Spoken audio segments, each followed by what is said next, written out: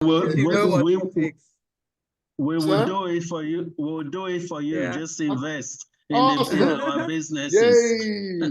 Well, Mrs. Ogunbola doesn't think so. She feels I'm not going to make it. I won't be a banger. So I guess I've got 1 vote against 2. So,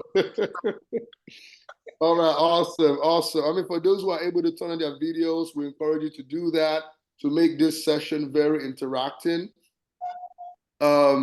So without much ado, so I'm going to invite representatives from the 3 workshop sessions to give us a 5-minute recap of the main highlights, okay, of your session. So I'm going to start with you, Madam Jane. Can you please tell us the designated person for your workshop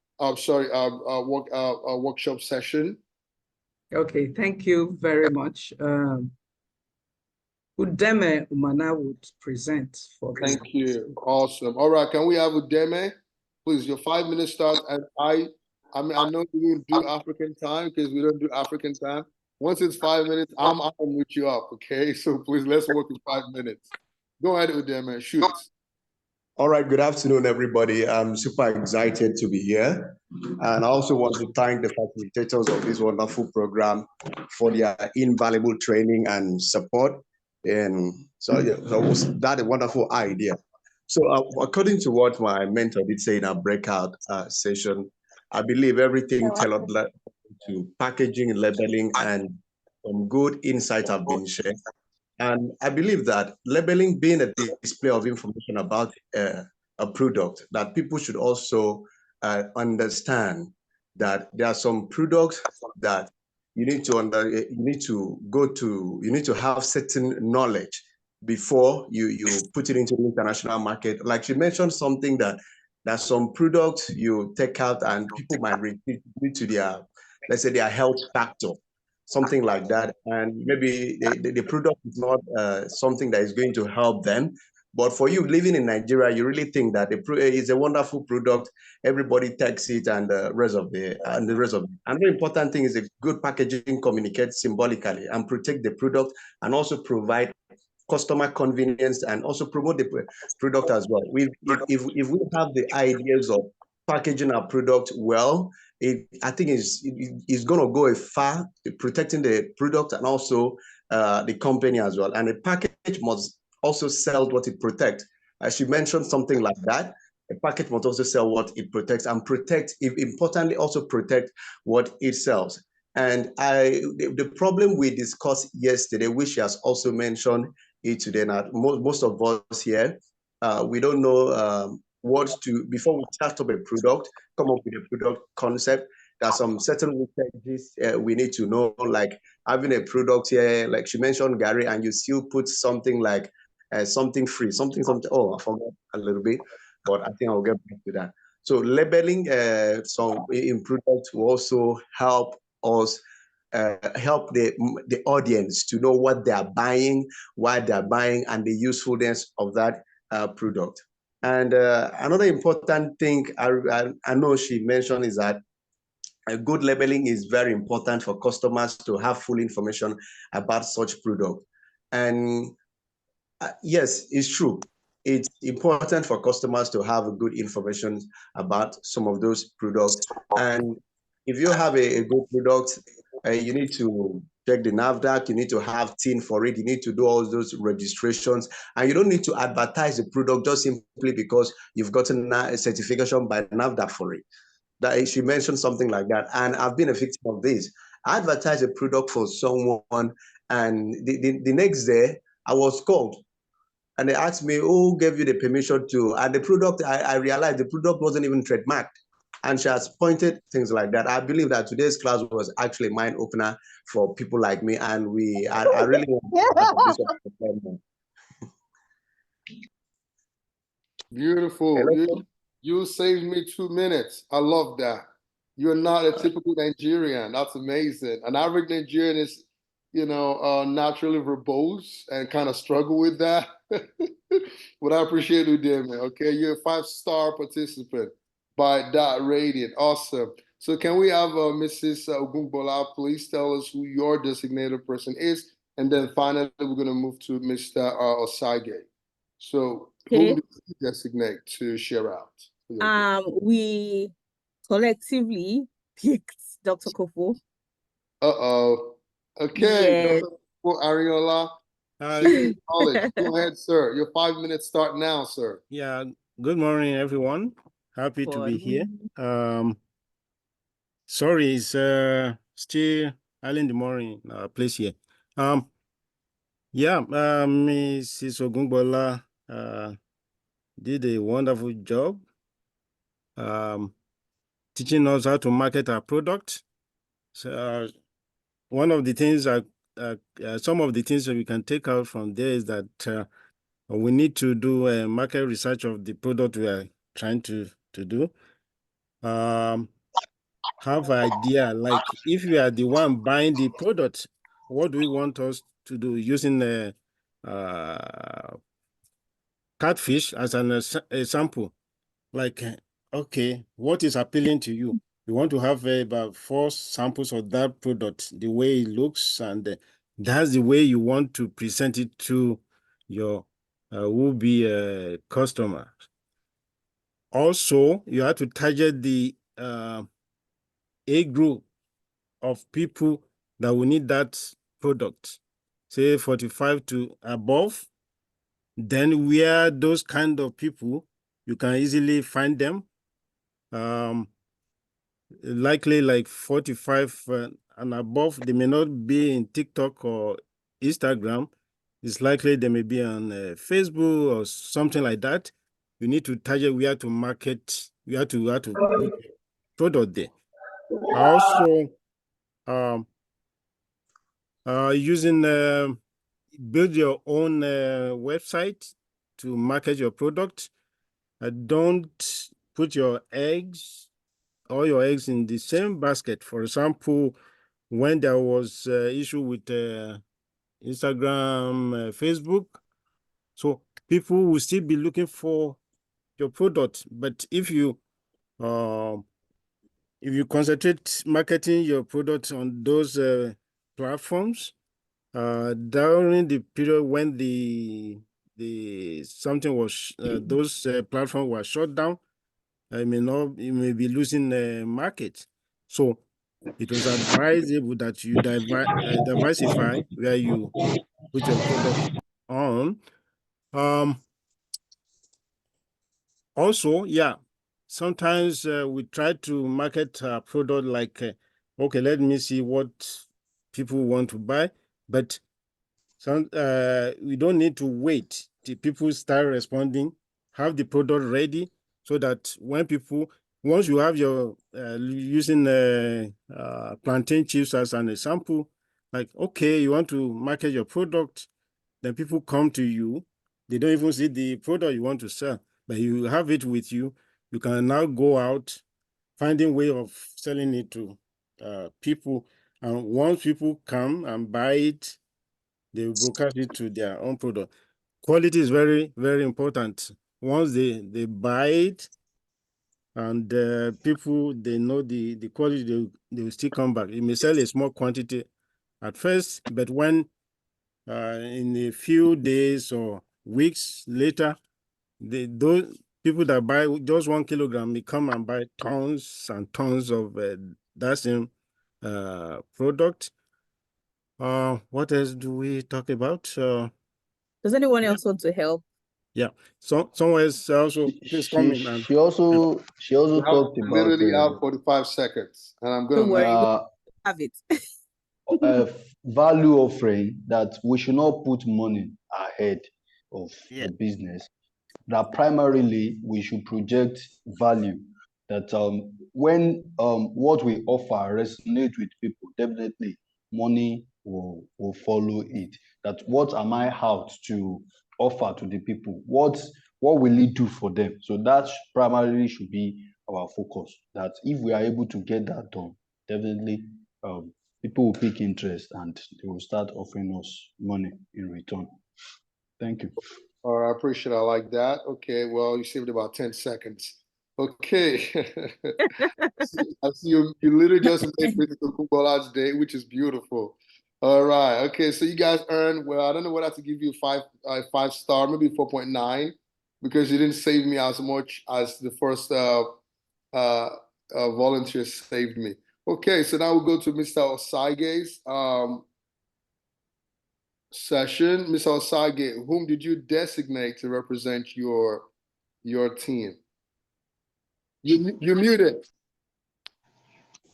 Yeah, thank you very much. So Temitope Adebimpe will be representing the quality group. Thank you. Beautiful. Oh, we finally have a woman, I'm assuming by the name Temitope. Yay. All right, let's go. Temitope, hit the microphone, please. Smash the. Okay, thank you very much, sir. And in our group of quality/sustainable practices in food industries, we talked about ingredient specification. We also talked about product information in terms of the recipe to use for production. We talked about product standard, also product registration with NAFDAC. And he also cited an example that if you carry out a product or after processing and you are selling out without the registration of NAFDAC number, that is going to cause or bring about something that they'll be you on social media, whereby it's going to cause a lot of havoc for, emotionally spending money in order to save the name of that company or brand. So he told us that NAFDAC registration number is very, very essential. We also talked about certification of the ISO 9001, which talks about quality management system. He also told us about ISO 2022, which is about food safety, that all these are very, very essential. We talked about good manufacturing practices, which gives legitimacy to our company. We talked about quality policy, the statement of commitment, our core values, what we stand for, our service delivery. We talked about these cleaning processes, that all of these things must be documented in case of any external auditing coming in. Maybe the ISO people or the NAFDAC registration people, they'll come to check. Oftentimes that all this must be documented so we can present to them when they come. We talked about pest control programs, calibration, maintenance programs of the equipment and assets. We talked about training, that no matter how skillful the workers or employee may be, there must be constant training in order to equip them with more information they need, majorly about their personal hygiene, the food safety, and the GMPs. We talked about track and trace, that is, if a traceability and batching system, when a product is faulty, the only way we can trace out what really happened is when we talk about the traceability and the batching system, where date code, the time, everything about the product, the shift that produced the product, the person that was there, how it was packed, who went to deliver, and all those things. We also talked about product supplier list, that before we can approve a supplier to be supplying us of raw materials, there are some certain questions we need to ask them. We need to ask about their NAFDAC registration. We need to ask, are they ISO certified? We need to ask about their HACCP systems, that all these things must be in place for us to approve that they will be the ones supplying us. And also we talked about product labeling, that there are essential things on the packaging of our product, where it carries the logo of the business, the name of the company, the address, the customer line, the date code, NAFDAC number, the batch number, that all these things must be in process. Also about trade product handling procedure, that when we supply a product to customers or consumers, we need to lecture them on how to keep the product. If it is going to be inside a refrigerator, we must let them know. And if it's going to be in a dry temperature, we must let them know. And also complete management, that there must be a system in place to manage complaint about the product. We also talked about crisis management, that especially on social media, how do we manage these things? How do we handle these things?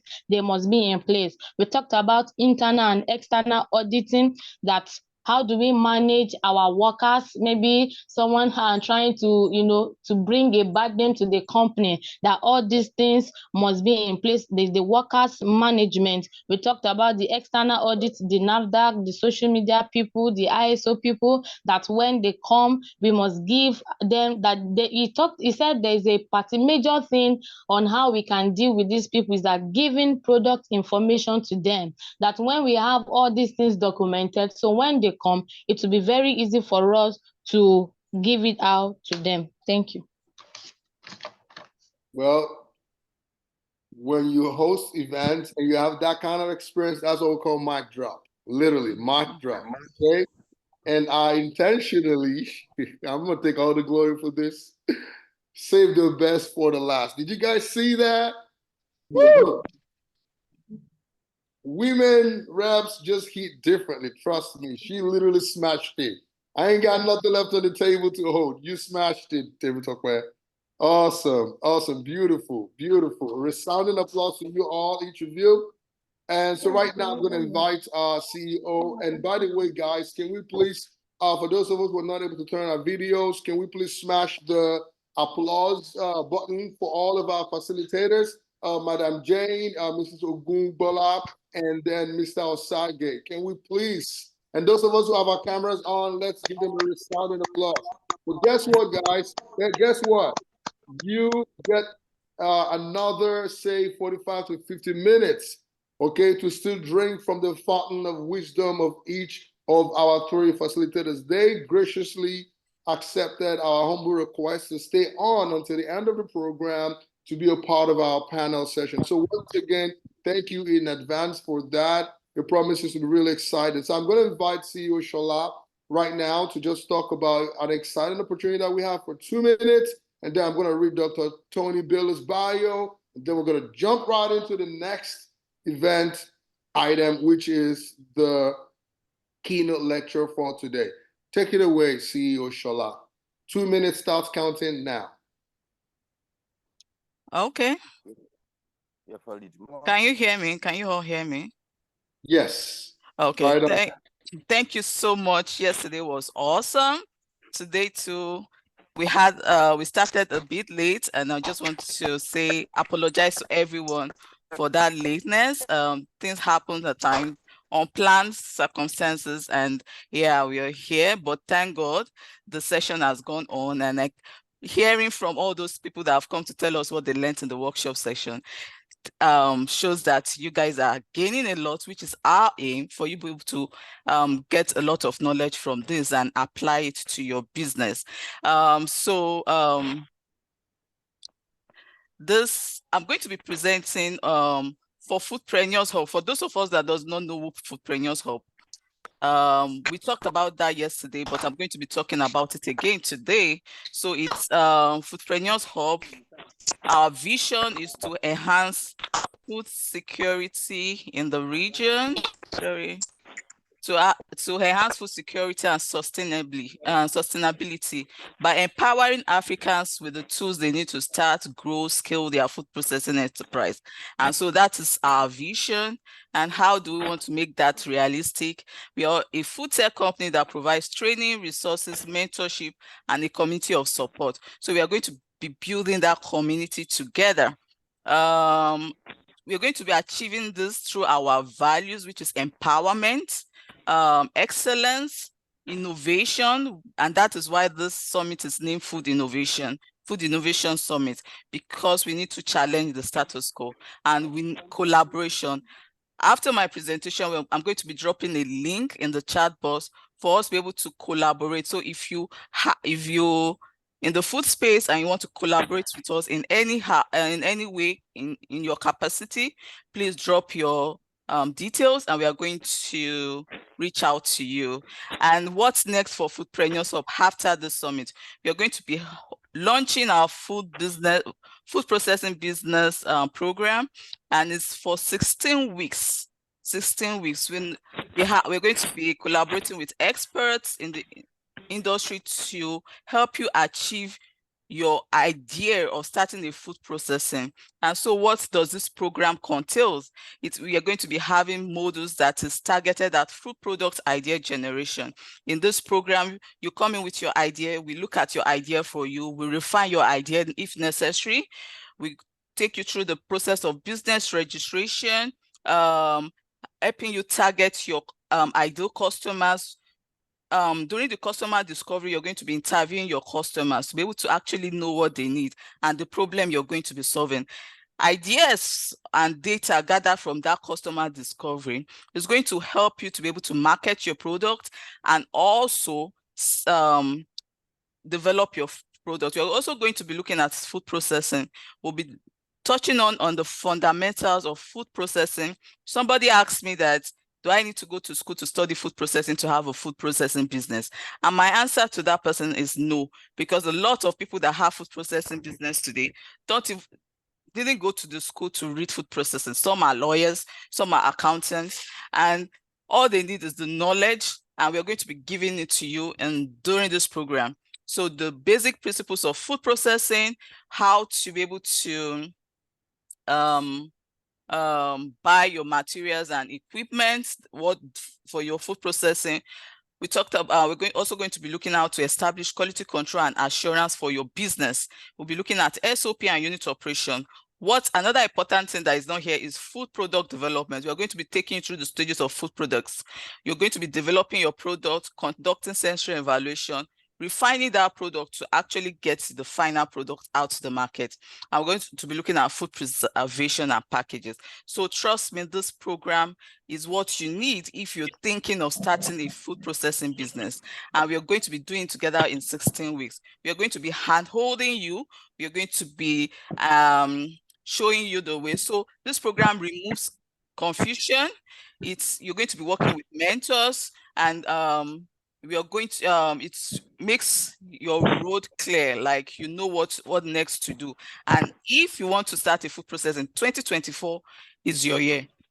Yesterday I said, for people that does not have passion or you're not burning with desire, don't register for this program, because we want results, and we want people that have that desire, that are burning with passion to be business owners.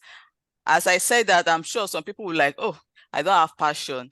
No greed. 2024, no greed for anybody. So no greed for that procrastination. No greed for that spirit of, oh, let me do it next year. If you want to do it, you can achieve it in this program. And so the idea is you come in with your idea into the program, and you go out with your product. Your product is your certificate. Together with your certificate, your paper certificate, we are going to be giving out. And so the registration fee is 50,000 naira, $50.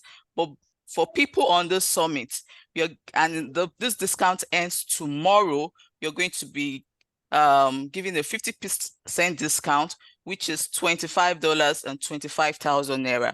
So you can scan the code. The payment link will be dropped on the chat box. If you need more information, the link to also will be dropped.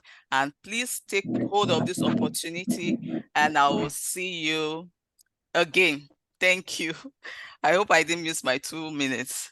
Oh, no, it was more like 6 minutes, actually. Your 2 minutes was 6 minutes. Sorry. I appreciate that. Okay. Well, you know, when you're a CEO, it comes with privileges, right? That's the only reason. But don't worry, I see a question in the chat. Identity, yes, we're going to drop the link shortly, and we'll also be dropping the link for potential collaboration with us toward the end as well. Absolutely, absolutely. All right. So without further ado, let me, can you please stop sharing your screen, Madam CEO? No, it is Dr. Tony. He's supposed to be on, so let's invite him. We've wasted much of his time already, and I apologize, Doctor. Okay, so there's something you missed out that I'd like to add real quick, Shala, which is that some of you are probably wondering, so we graciously have two of our business partners who have provided some items of high value to kind of like to say, hey, you know what, for as many people as possible who are going to register for the food business processing launch, we would like to kind of like encourage them by giving this. So yesterday we had one of our business partners, Vino Technologies, shout out to you, thank you so much, provide a free 3-page website development and with 1-year maintenance to people who registered yesterday. And also for yesterday, and those who are going to register for the business launch program today, we have courtesy Madam Jane and her wonderful team. They've offered to provide number of slots for free coaching sessions for select food processing and producing SMEs. So thank you so much for that, Madam Jane. So let me go right into the bio of Dr. Bello. So Dr. Tony Bello, who's our keynote lecturer for today, is an avid entrepreneur and an active member of the United States Millennium Challenge Corporations Advisory Council, which he participated in from 2020 to 2022. Dr. Tony is currently leads efforts to promote trade and investments in the agribusiness sector among the US, the EU, and African countries. Dr. Tony is passionate about transforming African staples into consumer packaged goods, CPG. He has a deep understanding of ingredients, functionality, and interactions in the processing and packaging of consumer food products. Dr. Tony and his colleagues are recipients of US and European patent awards on potato dough formulations for making stackable potato crisps and an omega-3 essential fatty acid fortification of ready-to-eat cereals to improve brain health and nutrition. Very mouthful. I love it. He has played key roles in the research and development innovation of CPG, from ideation to market rollouts in the US, Mexico, the Caribbean, in China, Taiwan, Bosnia, Herzegovina, and Kosovo. With a resounding applause, everyone, can you please help me welcome Dr. Tony Bello, who's our keynote speaker. And once again, sir, we apologize that you had to wait like 30 minutes to start your session. Please forgive us. We're getting better at doing this. Definitely, certainly for next year, things won't be like this, okay? Thank you so much, sir. Please take it away. Well, thank you so much for that kind introduction. You have not actually wasted my time any bit. It is indeed an honor and a privilege as a baby boomer to be in the presence of Gen X, Gen Y, and Gen Zs. I count this a privilege, and I've been learning a lot, heard from a couple of very likely Gen Zs and Gen Y on this breakout. So very, very honored to be here. I want to say thanks to the foodpreneurs and all of you who are participating. I hope that sharing my experience in the launch of from ideation to test market and national launch would be helpful. To those who are just starting, you may be in the middle of your journey or you want to expand. As they indicated, my background, I'm a food scientist, first and foremost. That's where my passion really comes from, my understanding of biological materials and understanding of processing. The question, or do you need to be a food processor? No, I think we've already invited our MC that just give us some money, and between Jane and Shola and foodpreneurs, we can help you kick off a business in just 16 weeks. That's amazing. And so I love the idea of partnerships and collaborations. We couldn't say enough of that. So my presentation really is, let me just give a quick overview of who is ShineBridge Global. We base everything we do on our understanding of the consumer packaged foods market, especially in the US. after 35 years of food industry experience, very, very excited to have a cross-generational knowledge transfer opportunity. So I too would join Madam Jane and others to say, I give you at least 5 slots for free consulting with those who are serious in this business, even from the concept of ideation, at least through the test market launches. So we're very proud that we're now in a position where we're working with financiers, private equity investors, original equipment manufacturers, and leveraging our understanding of food science and technologies to transform African staples. And when I think of African staples, cassava is one of those. So I will be talking quite a bit on cassava value chain development and the opportunities we all have together to really help to ensure food security and nutrition in Africa and for the global food market. There's no reason why we should not have jobs for those who want to be employed, or have more entrepreneurs who in 10 to 20 years, you too would have had the kind of experience and fortune that I have had to work for the 3 largest food companies in the US. So we'll take it from there. I want to now say to you, what are we doing to change the narrative? You know, back when I was in college, they would show pictures of malnourished Ethiopian children.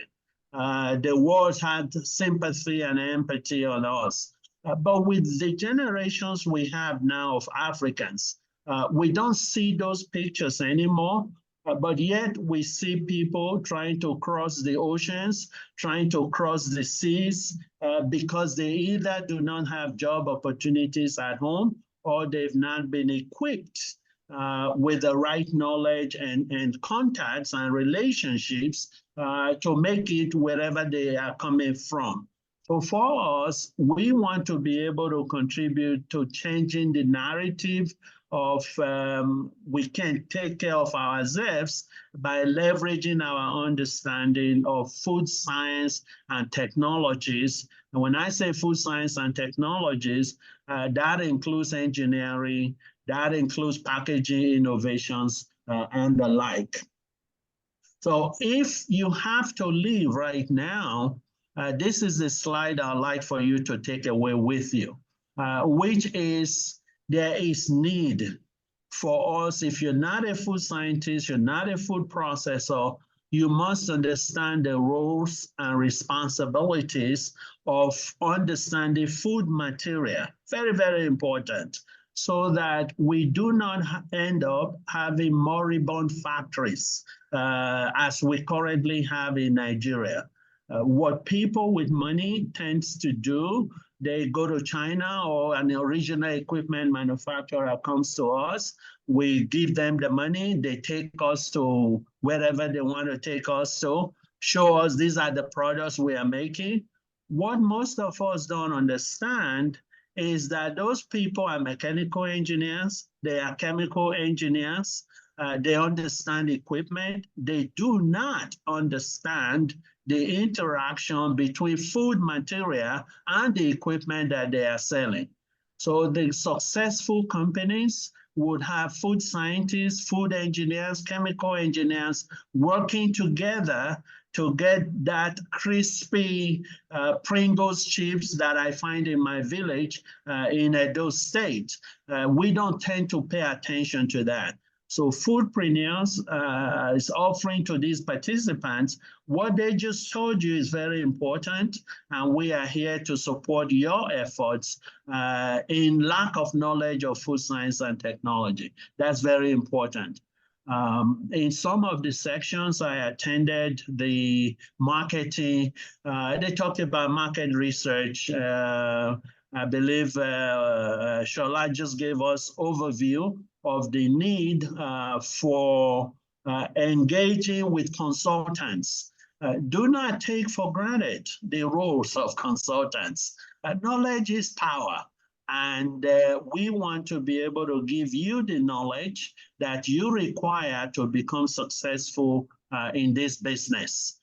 So I will present a case study of what we've done with cassava in Nigeria for test marketing in the US. So you have an opportunity to see how thought processes, just as what foodpreneurs want to equip you with, how we have done it in practice.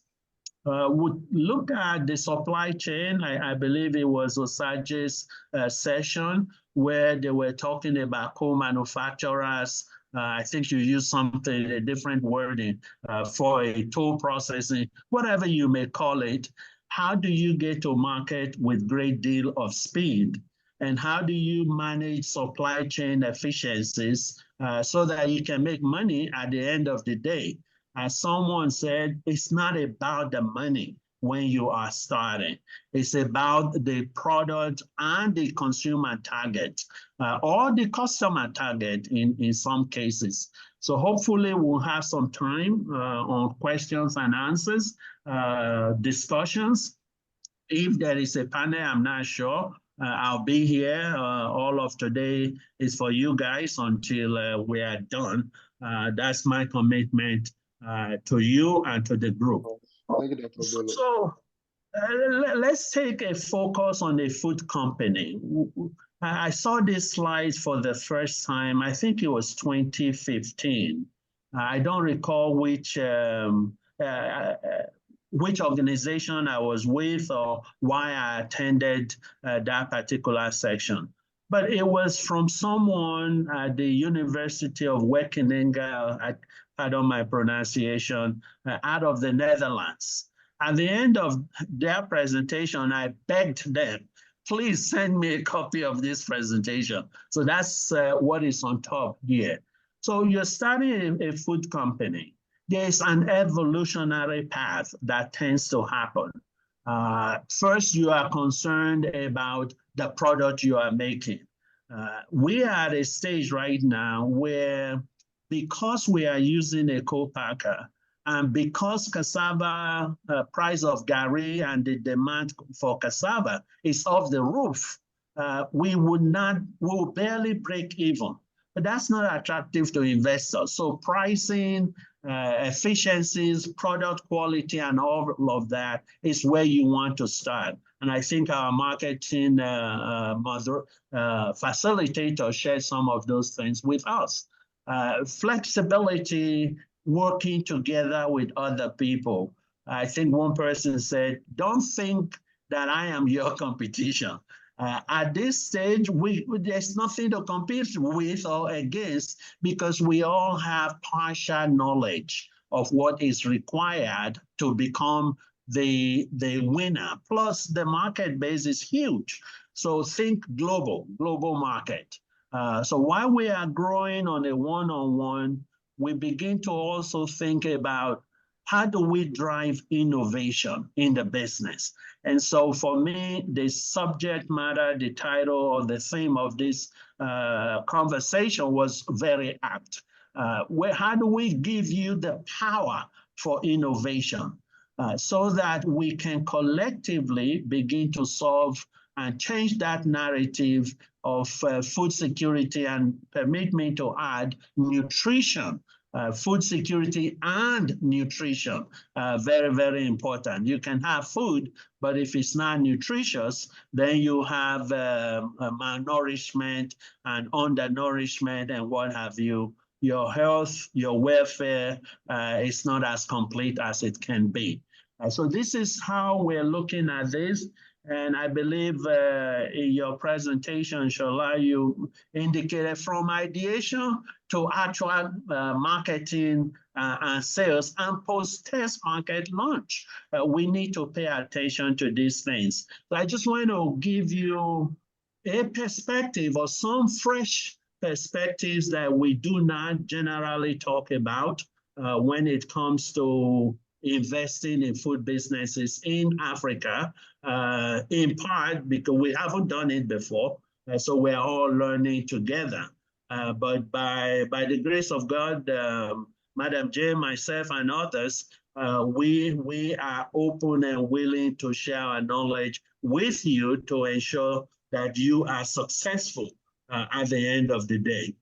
One of such slides that I really was very proud of, just a second here, is this slide on drivers of food system change. Look at the 4 pillars, the 4 anchor points. Agricultural production. Just a second, let me minimize this. Agricultural production. We tend to, mostly in Africa, governments tend to focus on agricultural production. When they progress, they tend to move towards food storage, transport, and trade. I think in Nigeria, if we had to use Nigeria as an example, it was not until the administration of Dr. Goodluck Ebele Jonathan, under the leadership of Dr. Akinwumi Adesina, that we started to talk about food transformation. In fact, his program was called Agricultural Transformation Agenda. So he basically went from agricultural production diagonally straight into food transformation. I think most of us in Nigeria who are now into this food and agriculture business were motivated by the policies that Dr. Adesina implemented, or the ideas that he brought to the table. And then we've seen food retail and provisioning. We have all seen the growth of ShopRite and the supermarkets in this country. However, they are hardly filled up with products manufactured in Africa. They are growing leaps and bounds, but with food imports. And basically dictating to us as consumers what is already being produced outside of our shores and neglecting to leverage on our indigenous staple foods. So for us, this is where the investment opportunity has become something that let us work together to get to market at the highest level.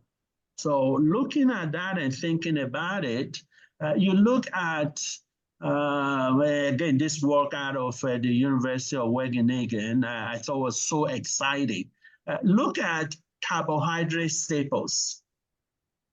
Carbohydrate staples is for survival. This is where we are in most African countries. Hence the adverse and unflattering narratives about food security and nutrition in Africa. We're the bottom of the pyramid. We're just trying to survive. And guess what? We are trying to survive on carbohydrates. With your group of people, the Gen X, Y, and even Z, we're starting to move up on the food value chain. You know, when I was growing up, pig milk was the only milk I knew.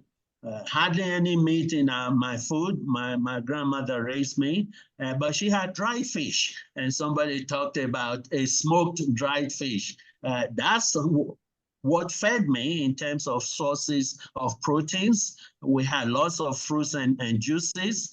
And this is where in India, China, and Southeast Asia, mass marketing, but it's still fresh produce. You cannot, because of shelf life stability and limitations, really create employment and ensure food security and nutrition if you do not begin to process.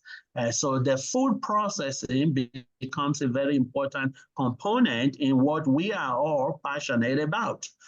In my career in the US, I happen to become a snack food expert, having worked for PepsiCo, Frito-Lay, help them to fight off Pringles. And really my passion for cassava came from innovation of what is now called Lay's oven-baked potatoes as the innovator of that product.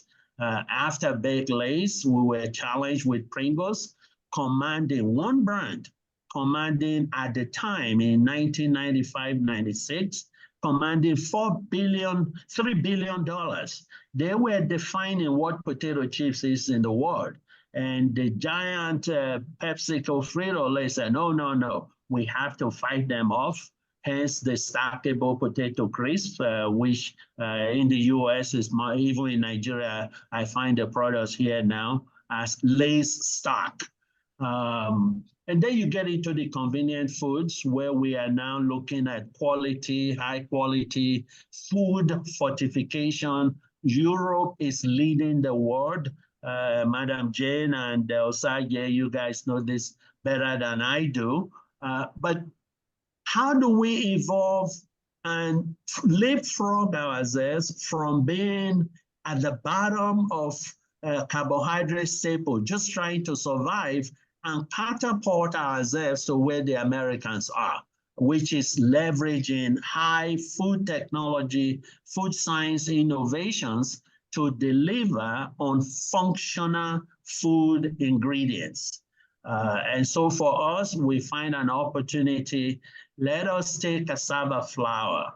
Let us turn cassava flour into a functional ingredient that is similar to instant mashed potato flakes in the US. Guess what? We all eat Pringles. It has become part of our diets. Someone talked about the demographics. When that product was developed, it was targeting 15 to 25-year-olds. This was in the 70s. Guess what? There are 2 or 3 generations who are hooked today on Pringles. One brand. When Kellogg's purchased Pringles from Procter & Gamble, it was a $4 billion value. Taking instant mashed potatoes and turning it into a snack that the world is consuming. How about we do that for cassava in terms of food security and nutrition, wealth creation, and what have you?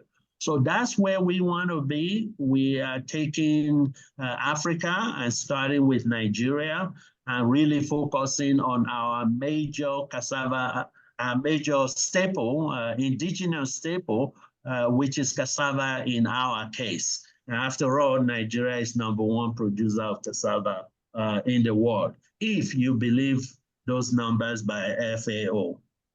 So cassava is becoming very popular as a functional food ingredient. When you look at the market for functional food ingredients, North America is big, Europe, Asia Pacific, the rest of the world. Africa doesn't even show up. And for us, we see this as an investment opportunity. And I believe the marketing facilitator talked to us about market research. And so for us, the gluten-free market is the place to be when we think of cassava.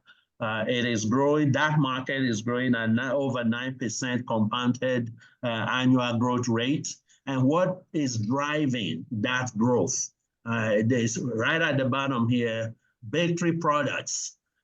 And bakery products are driving it. And then we also see condiments, seasonings, and spreads.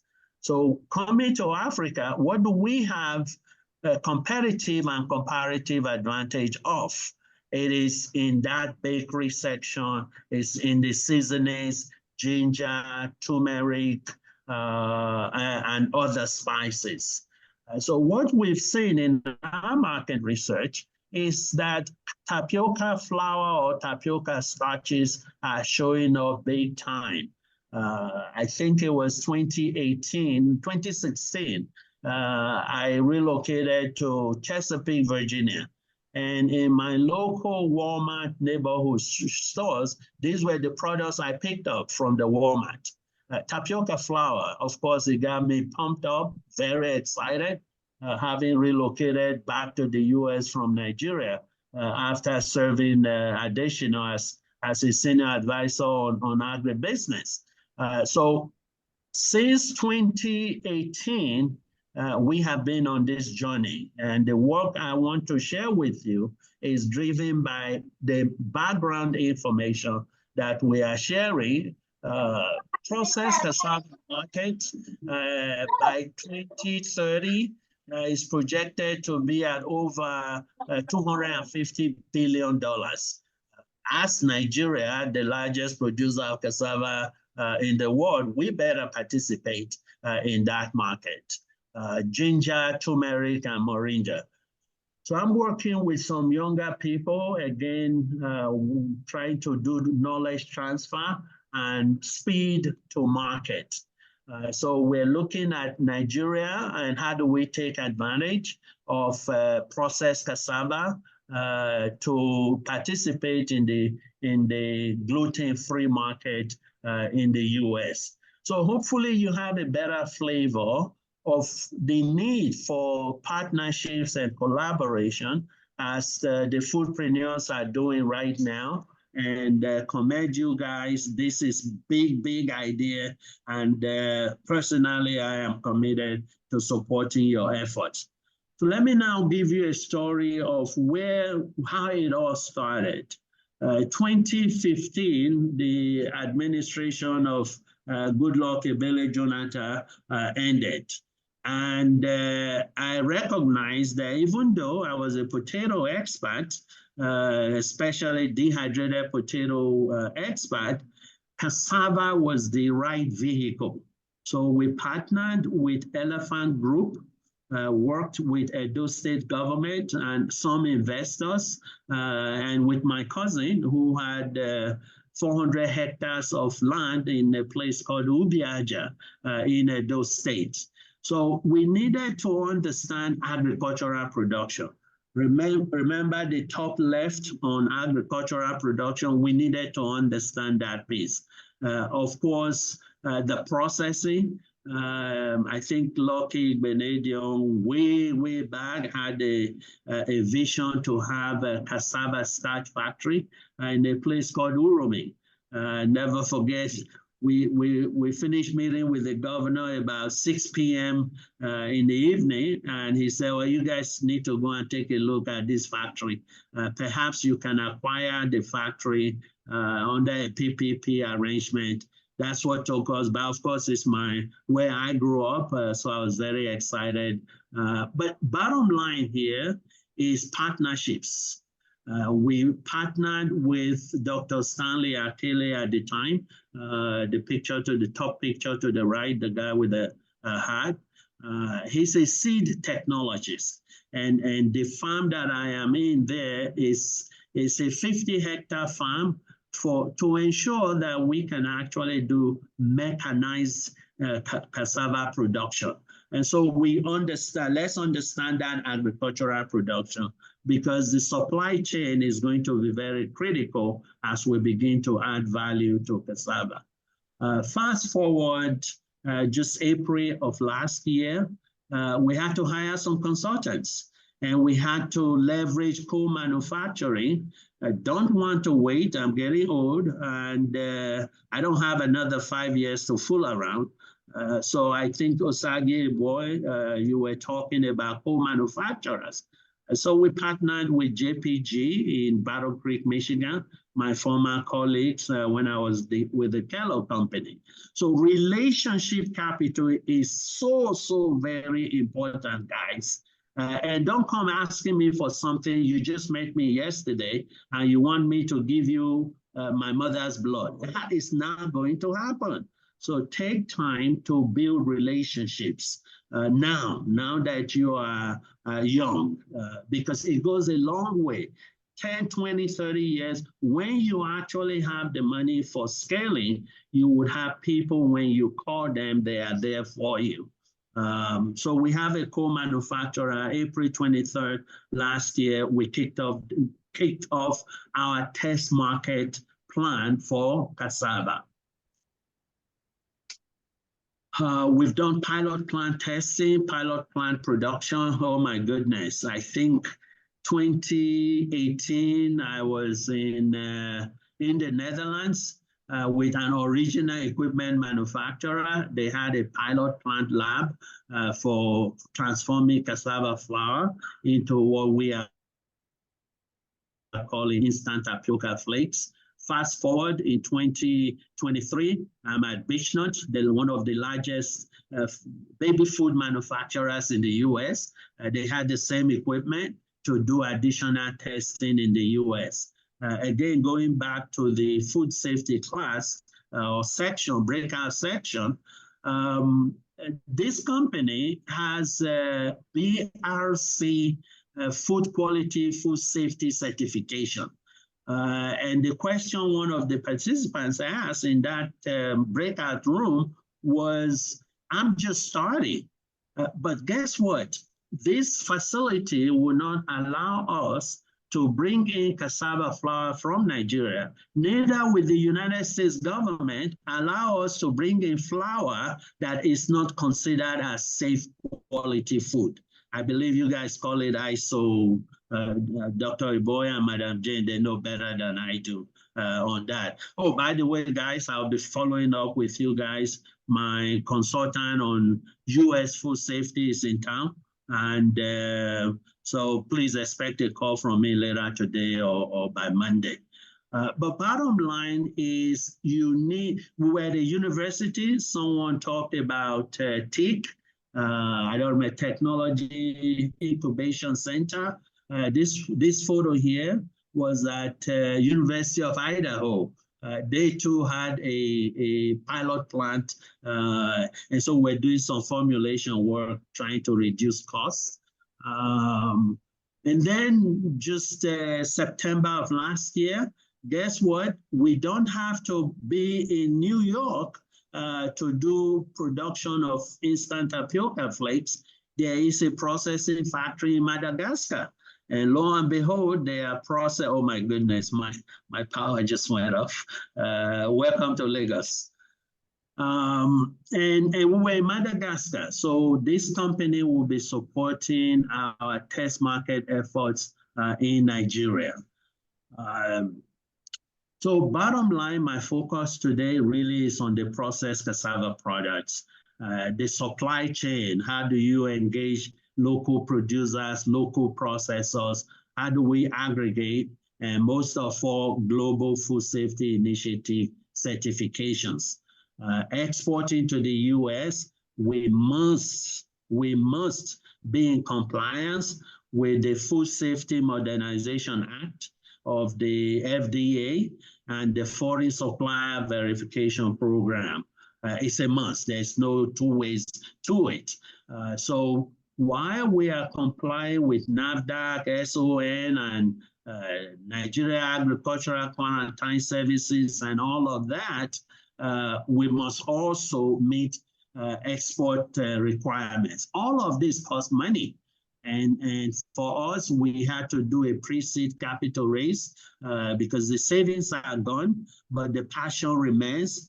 And as long as I'm breathing and living, we want to make sure that wherever we get to, we will pass the baton to those people who are under the sound of my voice today.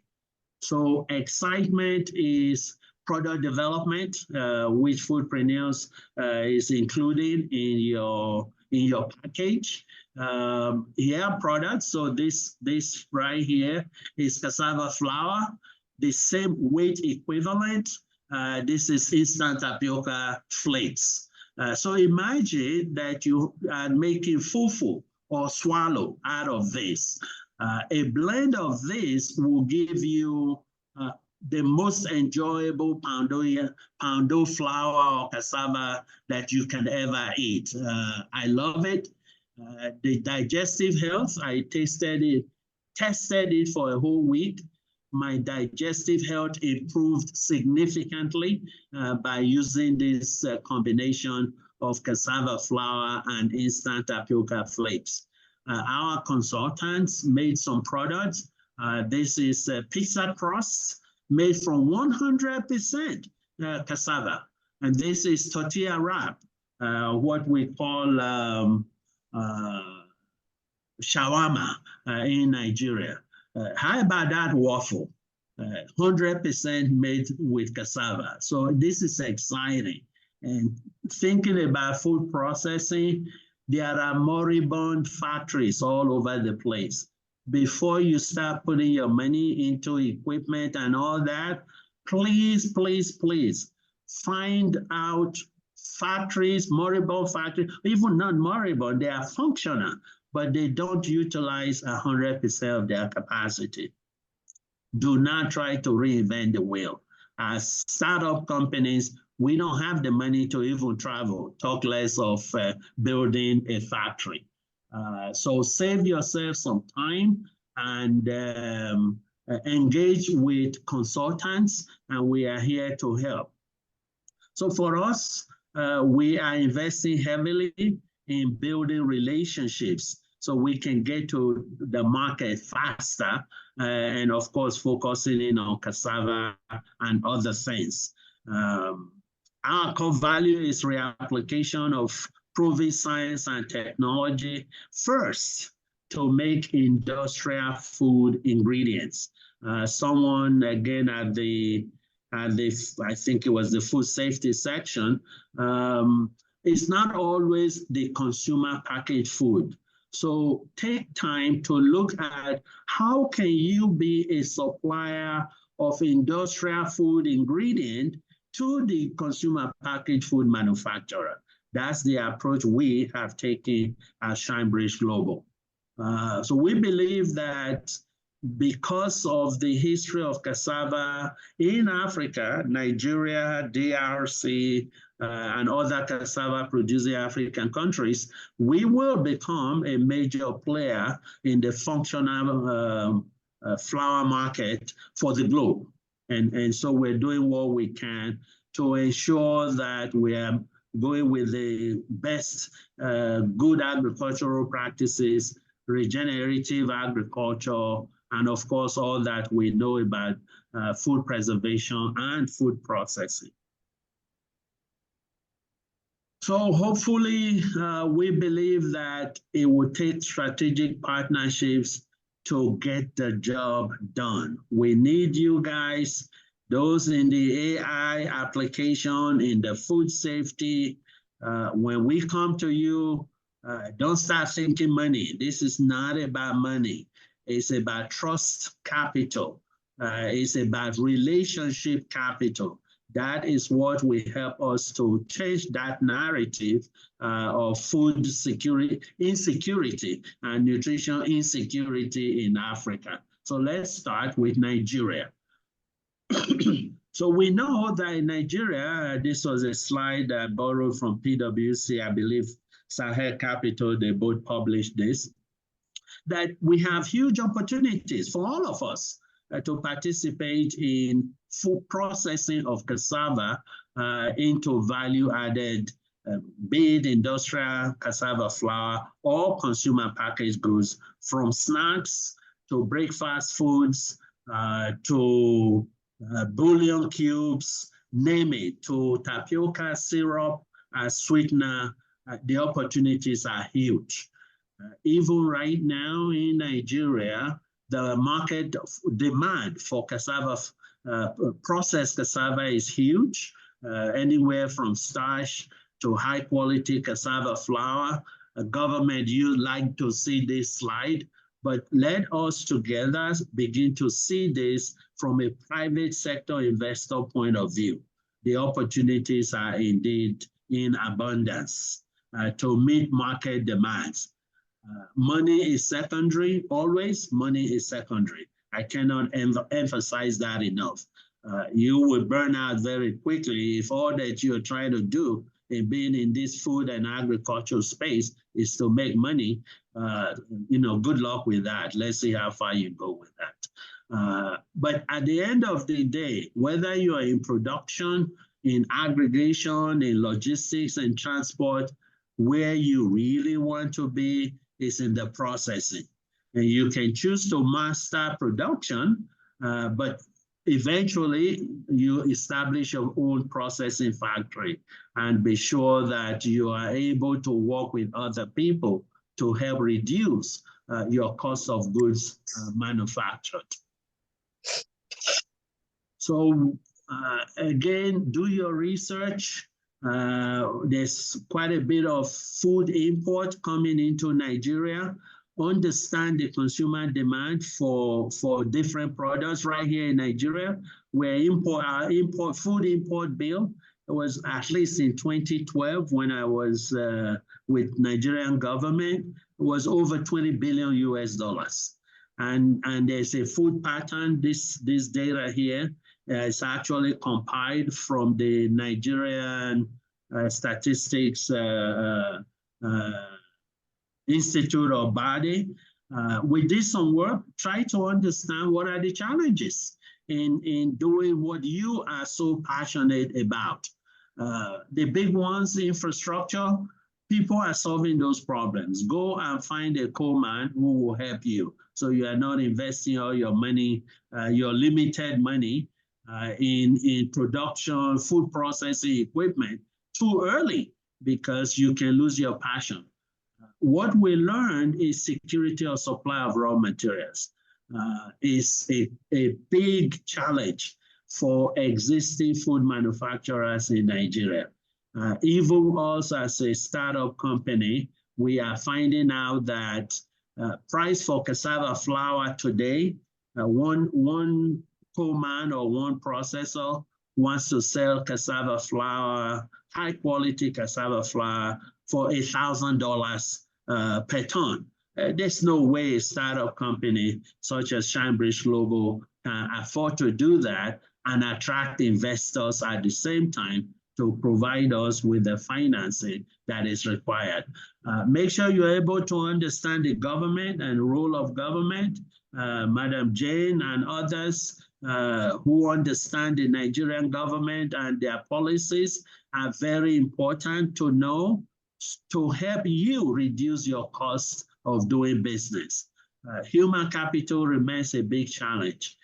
How many, I was in a African Cassava Conference. I almost stood up after Professor Sani spoke. His presentation was crisp, it was excellent. But how many of Professor Sani's do we have? How many of Osage Boy and Madam Jane do we have in Nigeria? So you guys are in an enviable position to learn from those who are more experienced than you and tap into the reservoir of knowledge that we bring so that you will do much better to solving the issues that we face in Africa, particularly in Nigeria.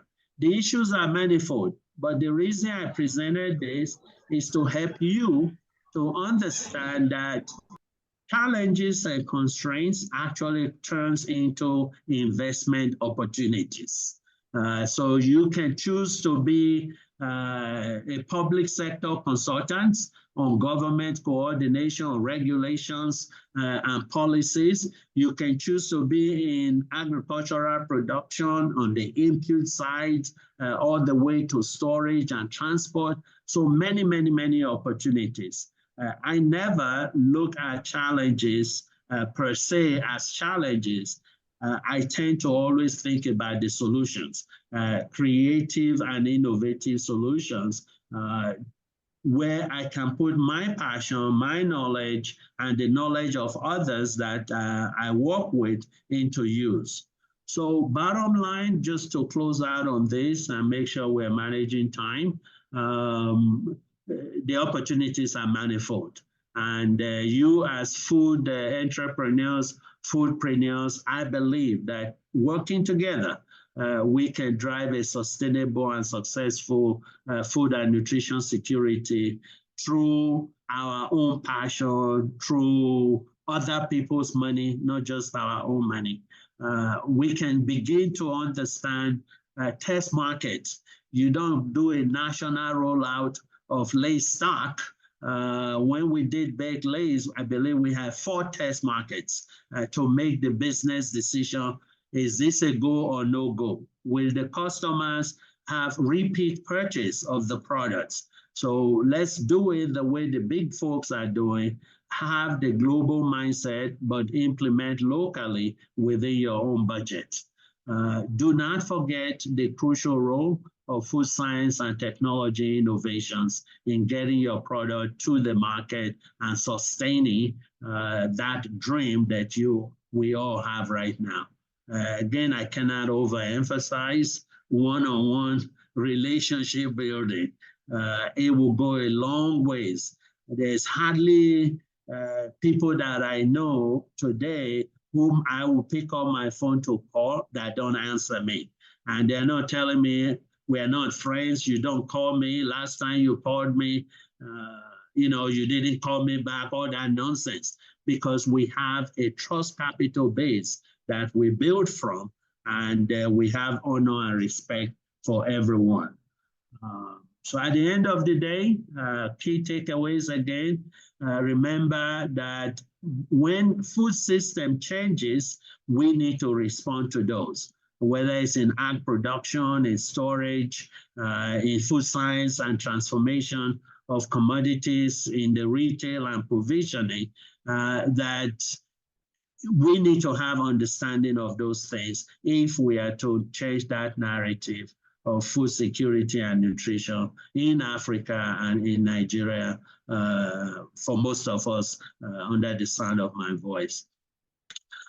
Try to understand consumer trends, follow your passion, and whatever it may be that you feel called to fulfill, find consultants and build relationships with them. Be patient. It has taken us 5 years to get to where we are on cassava transformation in Nigeria and hopefully expanding to other African countries. But find the right opportunity to be sure that you are playing in the right market. For us, is the functional food ingredient market. We cannot start with making our own products, but we can at least sell to those who are more established until we have the financial capacity and muscle to produce right here in Nigeria. And this concept of co-manufacturing is very, very important if you want to go and get to market sooner than later.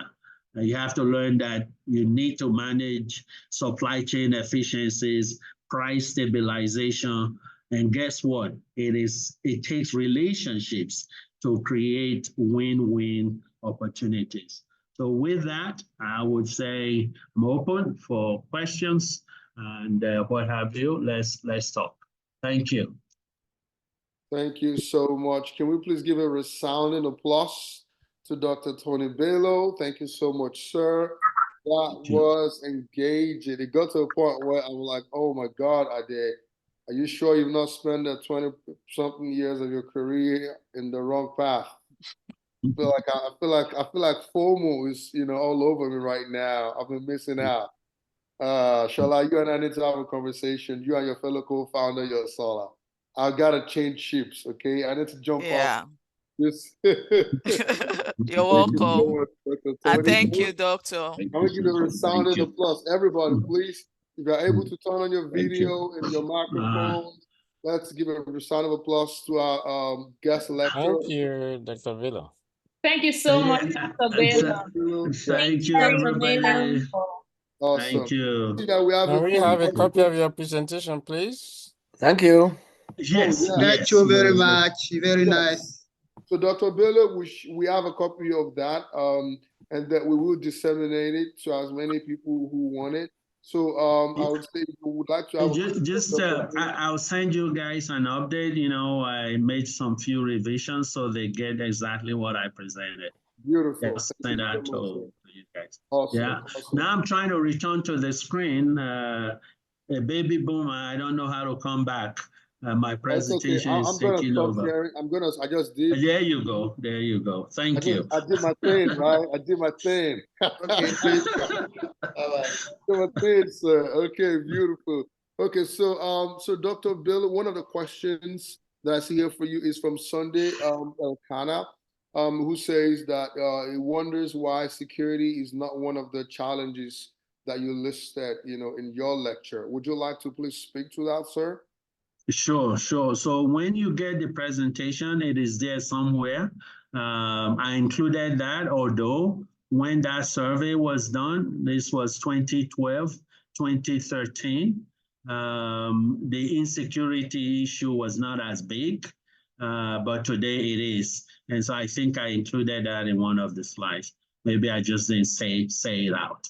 Yeah. All right, awesome, beautiful. Okay, great. And then I see another question from Francis, who's in Malawi. Awesome, thank you all the way from Malawi. So Francis, your question is one of the key reasons why we are having the food business processing lunch program. And trust me, your question with many more will be answered, from one of the modules in our curriculum. So I'm just going through the chat right now to make sure we don't have any questions from Dr. Tony Bello before I open up the floor to Philomena. Let me see. Okay, I think that's pretty much all the questions in the chat. So now, if you will permit me, please, I made this request earlier. If you can turn on your video, because we need to capture this moment. And when people leave, they leave. So do it, and let's get this done. You need to capture this moment. Very important. So everybody, please. All right, awesome. Thank you, Mrs. Ogunbola. Thank you, Toba Best. Thank you, Madam Jane. Thank you, Alero. Thank you, who else? Chiluf, yes, Chiluf, yeah, one of our panelists. I did thank you. So as soon as I would say like 10 more people, and then I'll do the screenshot from here. Thank you, Sunday Elkana. Thank you, Dr. Ariola. Thank you, sir. Okay, can we have a few more people? Thank you, Deborah Alahira. Thank you, Dr. Lufemi Adegun. Thank you, sir. Thank you, JJ Kolawole. Awesome. So let me just say a few more, because I'm looking at the main screen right now, screen 1. So as soon as I have like a few more people, because I don't want to have any blanks on my screen. Can I just get like 5 more people turn on? Thank you, Nana Clay. Can I have like 5 more people, and then it will be complete, and then I'll take it. Awesome. So I need just 3 more slots to be taken. 3 more people, please turn on your video. Okay, I needed 2 more now. 2 more people, please. I don't want to have any blanks. I've taken 1. Then Joshua, are you able to turn your camera so I can have? Okay, so 1. So everyone, let's say we're gonna say Food Innovation Summit. So at the sound of the word summit, I'm gonna take like 3. Okay, I just muted Tim Talk. All right, so everybody, so on the count of 3, Food Innovation Summit. Let's go. I'll do it one more time. Food Innovation Summit. Beautiful. Awesome. Thank you so much, sir. I mean, you don't have to turn on your videos, it's kind of lonely up here. All right, so let's see. We have questions. I saw Philomena's hand up. So Philomena, do you want to quickly take 30 seconds to ask your question to Dr. Tony Bello? And then if there's anybody else who has questions, please kindly use the hand raising function, and then I'm going to call you.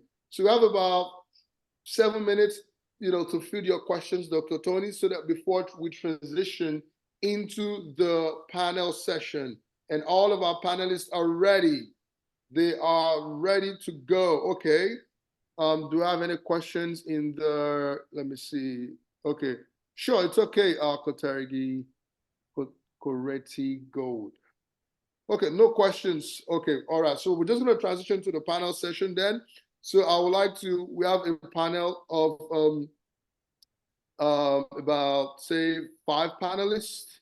And I'm going to quickly start with the first person in no particular order. Okay, Philomena's hand is up right now. All right, Philomena, I assume that's a question for Dr. Bello. So go ahead and unmute yourself and talk.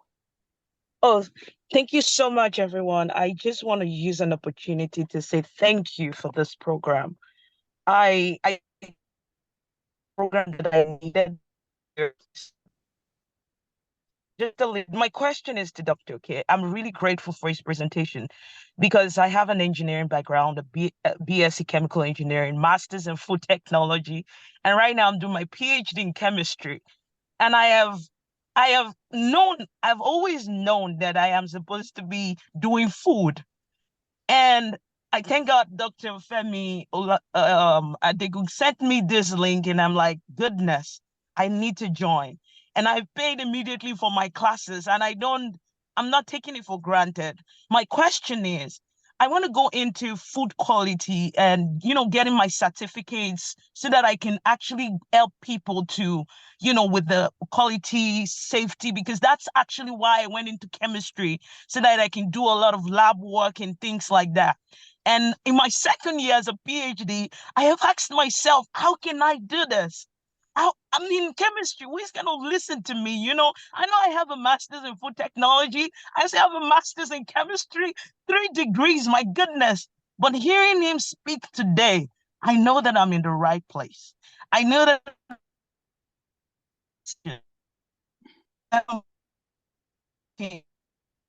I just, how do Is it my internet? Or is she You're breaking up a little bit, so I can't get everything you're Oh, saying. Lord. Okay, Oh, now, sir. yes. Can you hear Okay. me? Now can you hear My you? question is, how do I get, okay, what are the certifications that are available in America to help transit into consulting? Wow, that's $1 million question. You almost, let me use the example of, I brought in a consultant from the US. She happens to be a Nigerian. We went to the same undergraduate school. And she shared more about her career with me, how she evolved. And I started with chemistry in my career. I was a starch chemist, and I even published papers on molecular size distribution of different corn starches and what have you.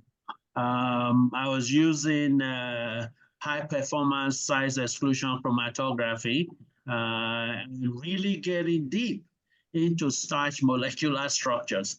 That was working for Kraft General Foods, where I started my career in 1990. But trying to solve a problem of Jello pudding snacks versus Hershey's pudding snacks, I got involved in product development, wanting to know, is this starch that was the issue, or was this something else? Everybody thought it was starch. So because I'm a starch chemist, they gave me the problem to solve. But it turned out it wasn't starch, it was lipids. And so your understanding of food science and technology in terms of material science. So think about it as you have your starch, yeah, a biopolymer, you have your lipids, another biopolymer, you have your proteins. These are the 3 big polymers in any food component, yeah? So your understanding of that is what translates to what we are referring to today as functionality of foods. In the case of gluten-free, remember you have wheat, and gluten is the major protein in wheat. When you process, you need, and all of that, your understanding of gluten chemistry is what sets you apart. So whether you're in product development or quality assurance, food safety, you have an opportunity once you're done with your PhD, intern with food companies. Don't allow yourself to complete your PhD without internships. Start writing to them, get yourself into the big companies, and let them know what you really want to do. You have so much advantage going on for you. We can talk offline and see how most of my colleagues are no longer, we've all retired, but let's get you into the food industry. If for nothing else, volunteer yourself. In Dallas, we have Frito-Lay in Plano, Texas. If you need to move to Dallas, let it be. You have Heinz Frozen Foods. They need people like you with your kind of knowledge, but we can talk offline. Yeah, thanks. Awesome, awesome. I love that. Thank you, sir. God bless you. God bless you. Thank you so much. All right now. All right, awesome. So I know I saw Dr. Ariola's hand up. He's got a question. So I'm gonna lower Philomena's hand so that way I can make a mental note. So sir, go ahead. Thank you, Dr. Bello, for the wonderful presentation and for enlightenment. I and Dr. Femi Adegun, we worked together at Sighton College in Brampton, Ontario, Canada. I noticed you were in government or consulted to Nigerian government administration. I visited one of my friends who is a pharmacist and production manager in one local pharmaceutical company in my local government. He showed me he took me to their warehouse. I noticed that most of the products, their inputs to their production, like starch, for example, as binding agent for drugs. He told me something very pathetic, that those starches, they are being imported from China and India. Something when we have cassava, and we are the largest producer of cassava in the world. It bothered me as an engineer, chemical engineer, and university educator, that why are we not putting our knowledge, what we learn in school, to solve our immediate societal problem? Like you being the government, what do you think is hampering our progress? Like this is opportunity for us to provide a job for the thriving younger generation. Why the raw materials, you can easily grow it on our land. We're supposed to be exporting to those countries, not importing. He said the whole of West Africa, all the pharmaceutical companies, they import starch that you can produce it. Why this is being, and what can we do to solve this problem? Thank you, sir. Thank you, Dr. Kofo. Very good question. Again, when you get the deck, you will see where I refer to problems or challenges are really opportunities for private sector, especially those of us that have the passion to answer our calling in the food and agriculture space.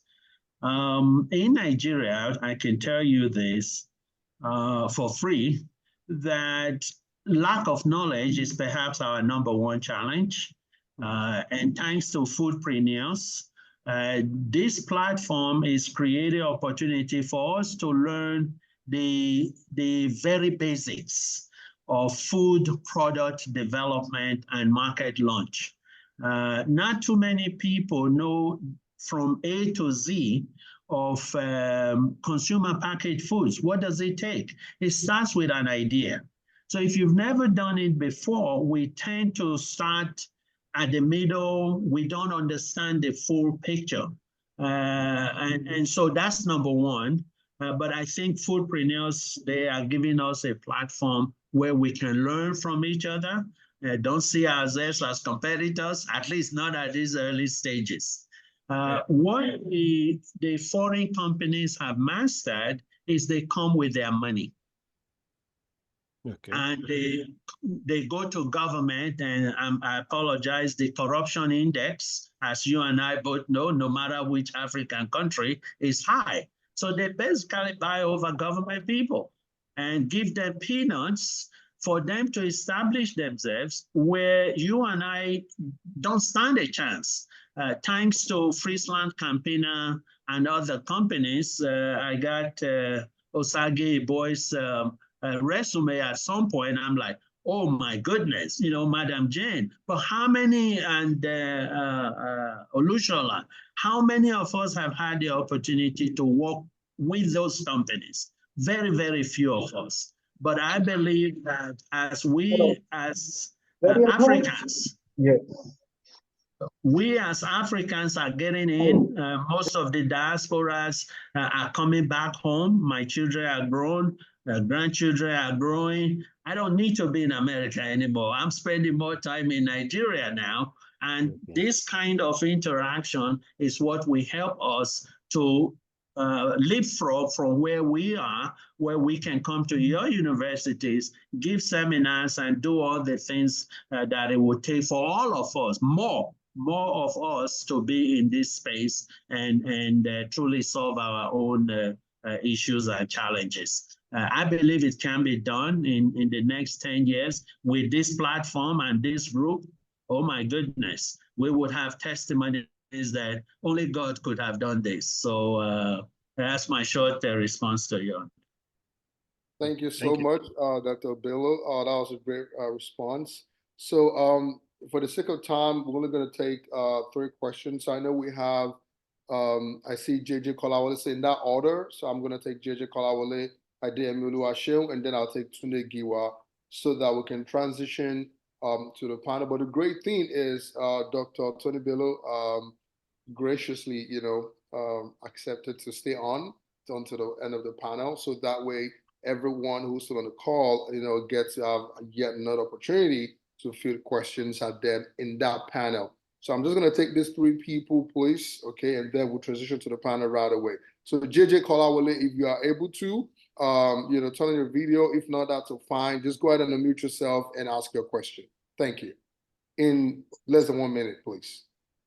Yeah, thank you, Dr. Bello. Thank you for your presentation. I'm Kolawole. I work with a global flavor company, and in my past, I've worked a lot in R&D, and presently I do work with a lot of manufacturers in Nigeria and Ghana. I want to ask this question based on cost of manufacturing in Nigeria, which is like an albatross to many manufacturers. More importantly, the SME, we are, so though we may not be able to solve this, but power in Nigeria, we know, is a challenge. Scaling up gas and all that is a challenge. So the cost of manufacturing has been a big challenge in Nigeria. So it takes some time to manufacture in Ghana and bring the goods to Nigeria. So this I've seen many times. But based on your presentation, I wanted to ask this question on cassava. I know cassava may be the miracle crop we have, but it will not just solve the problem alone. In your pyramid, you look at the base, which is carbohydrate. Other grains we need to add value also. And I picked maize. I don't know how many states in Nigeria they don't plant maize. In the north, there may not be cassava. There's maize. And if you look at our maize yield, I think last night I shared 12.5 or 12.7 million metric tons. We import more than 100 metric tons of maize into this country. And the last question here asked that we import. Yes, a lot of maize importation from China, from India, and from Turkey. So cassava will not only solve the problem. So we need to, as we are talking cassava, we need also, I wish also to add maize to it. So what can we do on our own to ensure that our private sectors, the cost of manufacturing are reduced, and ensure also other crops are also tapped into and reduce our import bill. This is a challenge, a burden in my heart, though I'm not directly producing, but I do work with a lot of manufacturing in West Africa, and I've seen the cost of manufacturing in Nigeria is a big burden that discourage many. Thank you, Kolawole. I'm sorry, Kolawole, I want to make sure there's enough time for Dr. Tony. And by the way, so this is a perfect segue, guys, into the panel session. So I'm trying to bring all our panelists to the spotlight. So we're just going to transition to the, to the actual panel. So Dr. Bello, once you're done answering Kolawole's question, I'm just going to mention what, who the panelists are, and then we'll kind of like just continue from there organically. Okay, so that way there'll be no break. Please go ahead, Dr. Tony.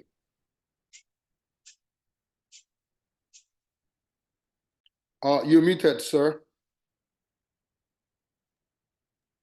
Yeah, so, okay, sorry about that. In terms of cost reduction of cost of goods manufactured, is a very complex situation. But I think the best example that we have in Africa is the Dangote industry. How does he succeed in cement manufacturing? How is BUA, at least in Nigeria, and he's spreading all over the place? How do you get that done? Number one is your relationship with government. Very important. You cannot reduce your cost of manufacturing if you are not friendly with government officials. So you need to understand what can they do to help, and start with your state or provisional governments. They are there to support some of these efforts. So government, the role of government is very, very critical. All the multiple taxation and what have you. When we did the first project in Edo State in 2018, the governor promised to give us 1,000 kVA. Don't quote me on the numbers, but have a direct drop of the line and what have you. We were able to move that project forward, even though he never gave us what he had promised. But our learning opportunity led us and moved us towards what we are now doing. We realize we better partner with an existing processor, because if we try to get those small SMEs to do what we were asking them to do at that point, my business would fail. And so we had to look for options. So partnership, strategic partnership is the other response to that. No, by no means I am not suggesting cassava is the only answer. I'm just saying, based on my advantage point of view, I'm a starch chemist. So my passion is how to transform starch polymer into consumer packaged food. That's why I am doing cassava. Not by any means saying other value chains are not important or relevant. Thanks. I'd like to add 1 or 2 points to what you have said. Thank you, Dr. Tony. For the person who had asked about manufacturing and the cost of manufacturing. So honestly, yes, it is. I'm speaking from a manufacturer's point of view, but I will tell you that there are ways in which you can navigate this. A good example is what Dr. Tony has said when he said, how is Dangote doing it? Your relationship with the government is important, yes, but your relationship with your suppliers is also very important. Also, the quantity of your production at every batch is very important. So if you want to reduce the cost of production significantly, ensure that you utilize all your materials, all your resources at the same time. A good example would be if you want to produce 50 kg of rice, the amount of time, energy, effort, staffing, electricity you are going to use to produce that 50 kg would probably be the same that you would use to produce 250 kg or 500 kg. So in that case, put everything in one go. You want to produce maybe 500 kg or 1 ton. The same stuff you are going to use to produce 500 grams is the one you will use to produce 1 ton. It is just the timing that will be different. Now, the better you do that, the more you do, the better for you. That way, you have cut down on a lot of overheads. Instead of you doing it small, even your cost of materials, if you want to buy finished packaging materials even, and you go to a manufacturer and you go, because we buy directly from a company, you go there and say you want to buy plastic and you want to buy maybe 5,000 pieces. The cost you would buy 5,000 pieces would be higher than what you would buy 15,000 pieces. What does that tell you? The cost that you will use to transport 5,000 pieces is the same cost you will use to transport 25,000 pieces. So you want to look at collaboration is important. I mentioned this in the breakout session. If you find people in your industry, in your niche, find fellow young, small-scale manufacturers, buy together in bulk and share it. You people will split that money into that. It's just, you need to, again, I shared it in the breakout session. Your maths, you need to do that maths very well so that you will, if you just dive into it without forecasting the amount and the cost that you're going to spend, you would burn money, and then your cost of production will be high, your product pricing will be high, your customers will run. I've done that in the past and it didn't help me. So look at the practices that you're doing. Ensure you produce in bulk than small at a time, so that you can, leverage on one thing at a time. I hope this helps.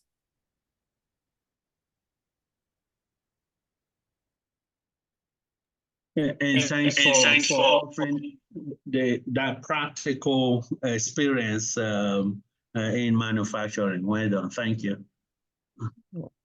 All right, thank you so much. So we literally have transitioned to the panel, and Osage and Dr. Best, if you are able to turn on your video, do so I can add you to the spotlight, so that all of our participants can see you as well as the other members of the panel. So the only panel member whose bio I'm going to read very quickly is Chilufia, and that's because this is the only engagement point that we've had with her at this summit. You guys are already familiar with all the members of the panel. So Chilufia Chileshe is the Chief of Staff at the SDG2 Advocacy Hub. The hub coordinates global campaigning and advocacy to achieve Sustainable Development Goal 2, which is to end hunger, achieve food security, and improve nutrition, and promote sustainable agriculture by 2030. Chilufia has vast experience in international development and civil society leadership. She has led pro-poor policy influencing, social policy research and advocacy, grant making and monitoring and evaluation initiatives, and holds degrees in public administration and international development from universities in Zambia, South Africa, and the UK. Talk about intercontinental academic attainment. Wow, that is a mouthful, Chilufia. And then she lives in Lusaka, Zambia. So with a resounding applause, she's the only invited guest member we've not done this for. So can you guys please help me give a resounding applause to Chilufia Chileshe, all the way connected to Lusaka, Zambia. And I'm sorry, Chilufia, that you had to wait for like 2-3 hours for you to be called upon. Just bear with us. The conversations were so engaging, the questions just kept coming again and again and again. So Sage, if you can please turn on your video so that I can add you to the spotlight. So now I know we have a couple of hands up. So literally this is gonna be very open. So I see your hand up, I call you. You mention the panel member or panelist to whom you want your question directed, and then you ask the question, okay? So for example, if I had a question for Madam Jane, I would say, hi everyone, this question goes to Madam Jane Omojoku, and then I ask the question. And to make this very quality driven, which is everything we stand for at Footprint Club, I'm asking that you please summarize your question in not more than 45 seconds, please, okay? So that way I don't get to mute you. If your question takes more than 45 seconds, I'm gonna have to politely and professionally mute you. All right, so let's start. So Adeyemi Oluwasho, please go ahead and ask your question.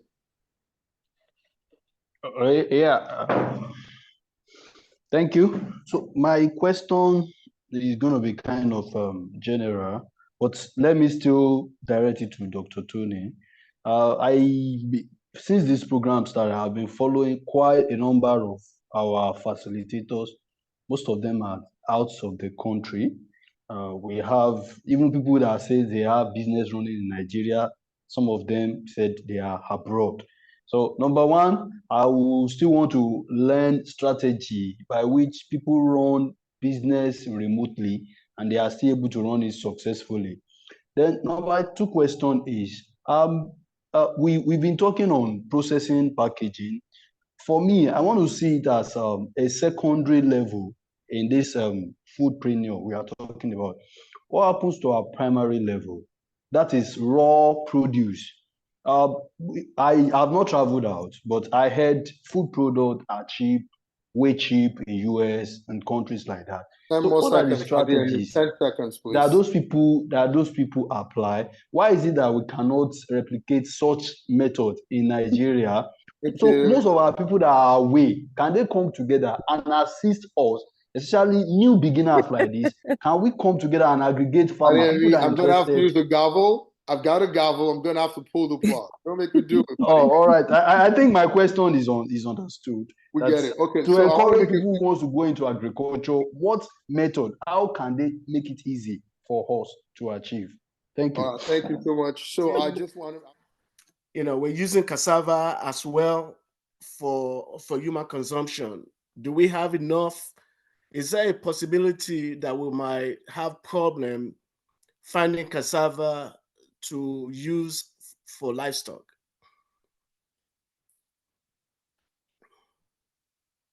Just a very short answer. I'm working with Niji Group. I was in Ibadan 3 days ago, and he has a feed mill.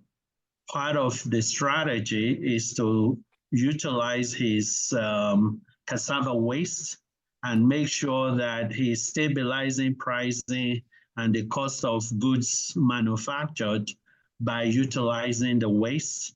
That kind of integration is what will be required. In the US, there are a couple of high school friends. One of them had logistics company, the Anderson family in Idaho. Another guy was more of a commodity trader. They got together, and somewhere along the way, they found me. They were producing dried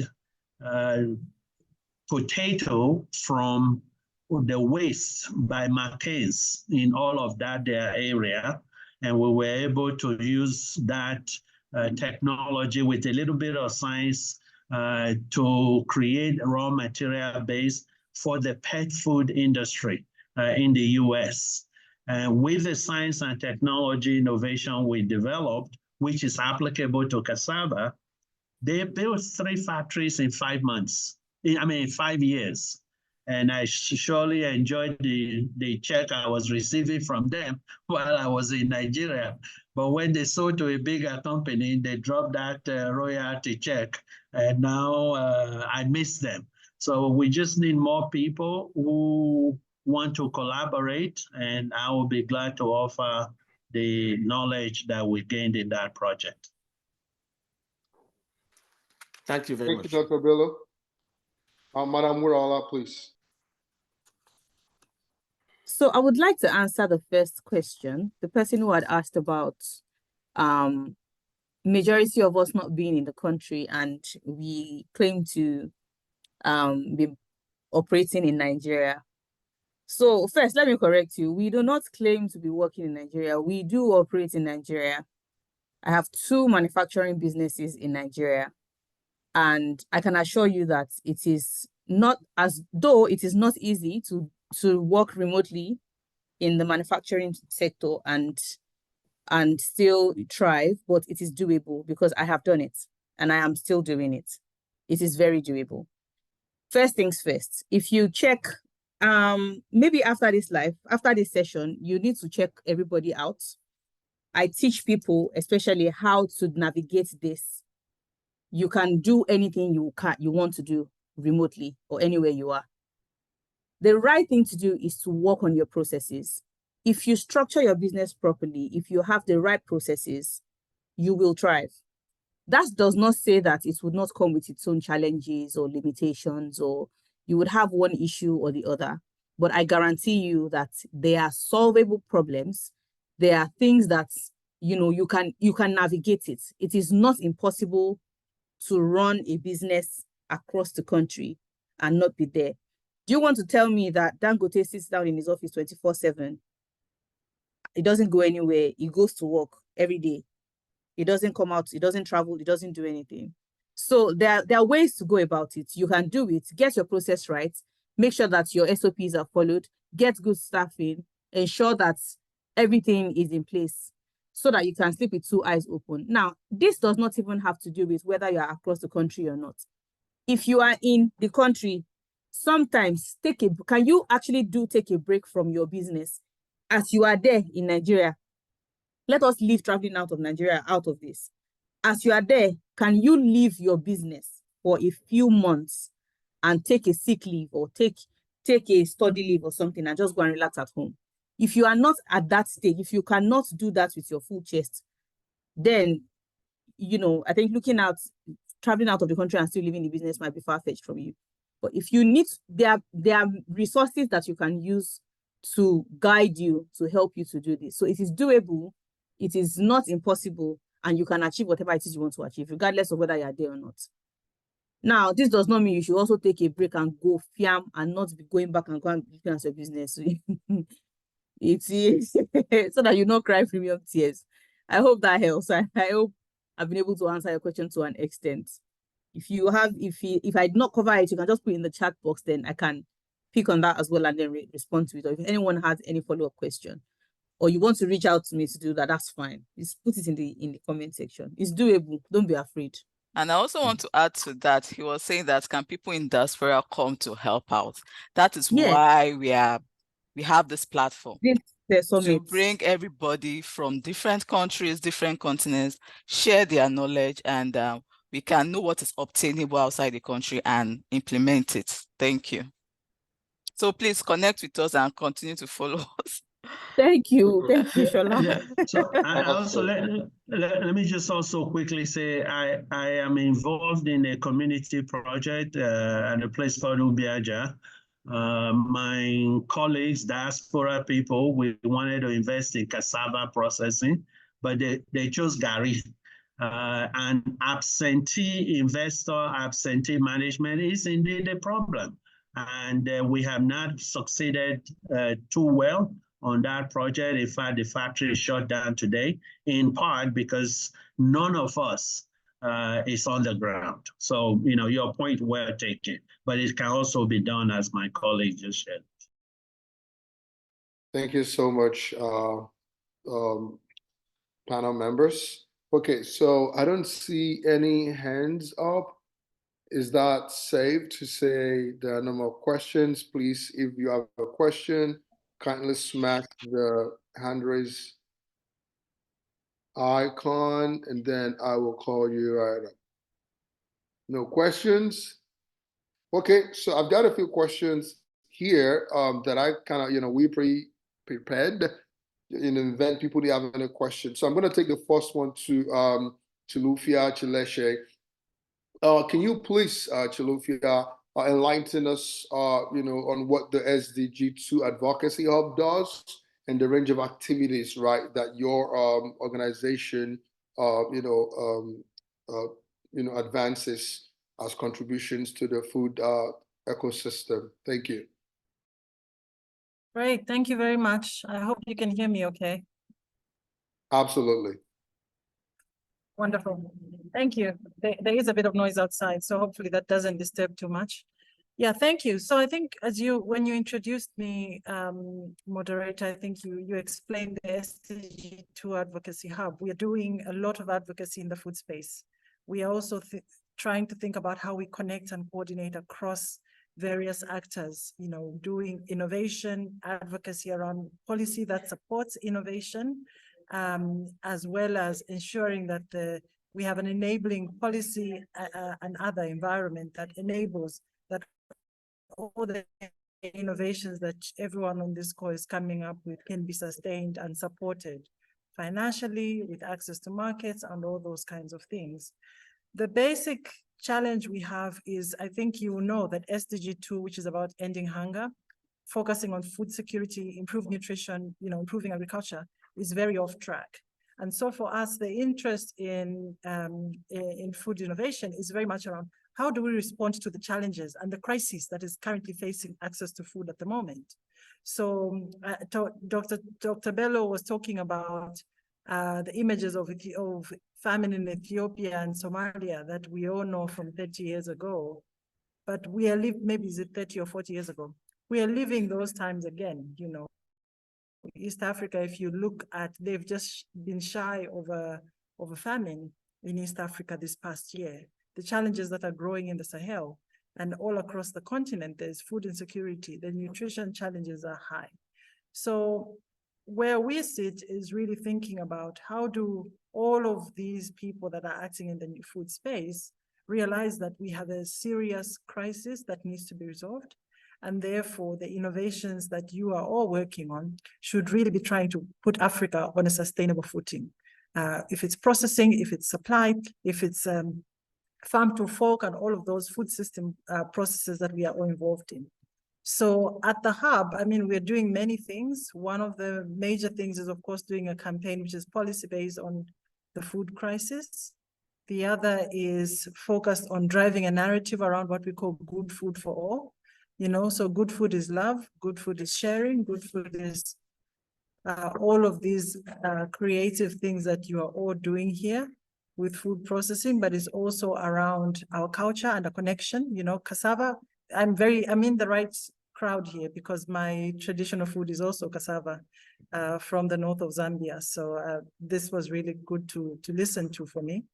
The one innovation that we are driving at the hub that we think is really critical in terms of enabling that the public can play a part in shifting our attitudes and approaches to food is we've been looking at what kinds of foods do we all agree are a good idea, you know, the kinds that we can all put our money behind, the kinds that we know are good for the planet, good for people, good for the pocket, you know, because they are affordable and so on and so forth. And so we've landed on, at the moment, you know, focusing on what we're calling beans is how, a campaign saying beans is widely consumed on the continent. If you think about the highest per capita consumption in Africa is in Rwanda and Burundi. All across the continent, there's consumption of beans. Beans are a good replacement for meat and other protein alternatives, much more affordable, much more durable, easy to store and transport, you know, all of those things come in. So that's one of the campaigns we're driving at the moment, which is very focused on working with the public, with policymakers, with food innovators. And we have a big network of people all across the globe that are doing various kinds of innovations around beans. And for us, this includes lentils, peas, everything in the Paus family, but we use beans because it's the most identifiable food group in the Paus family.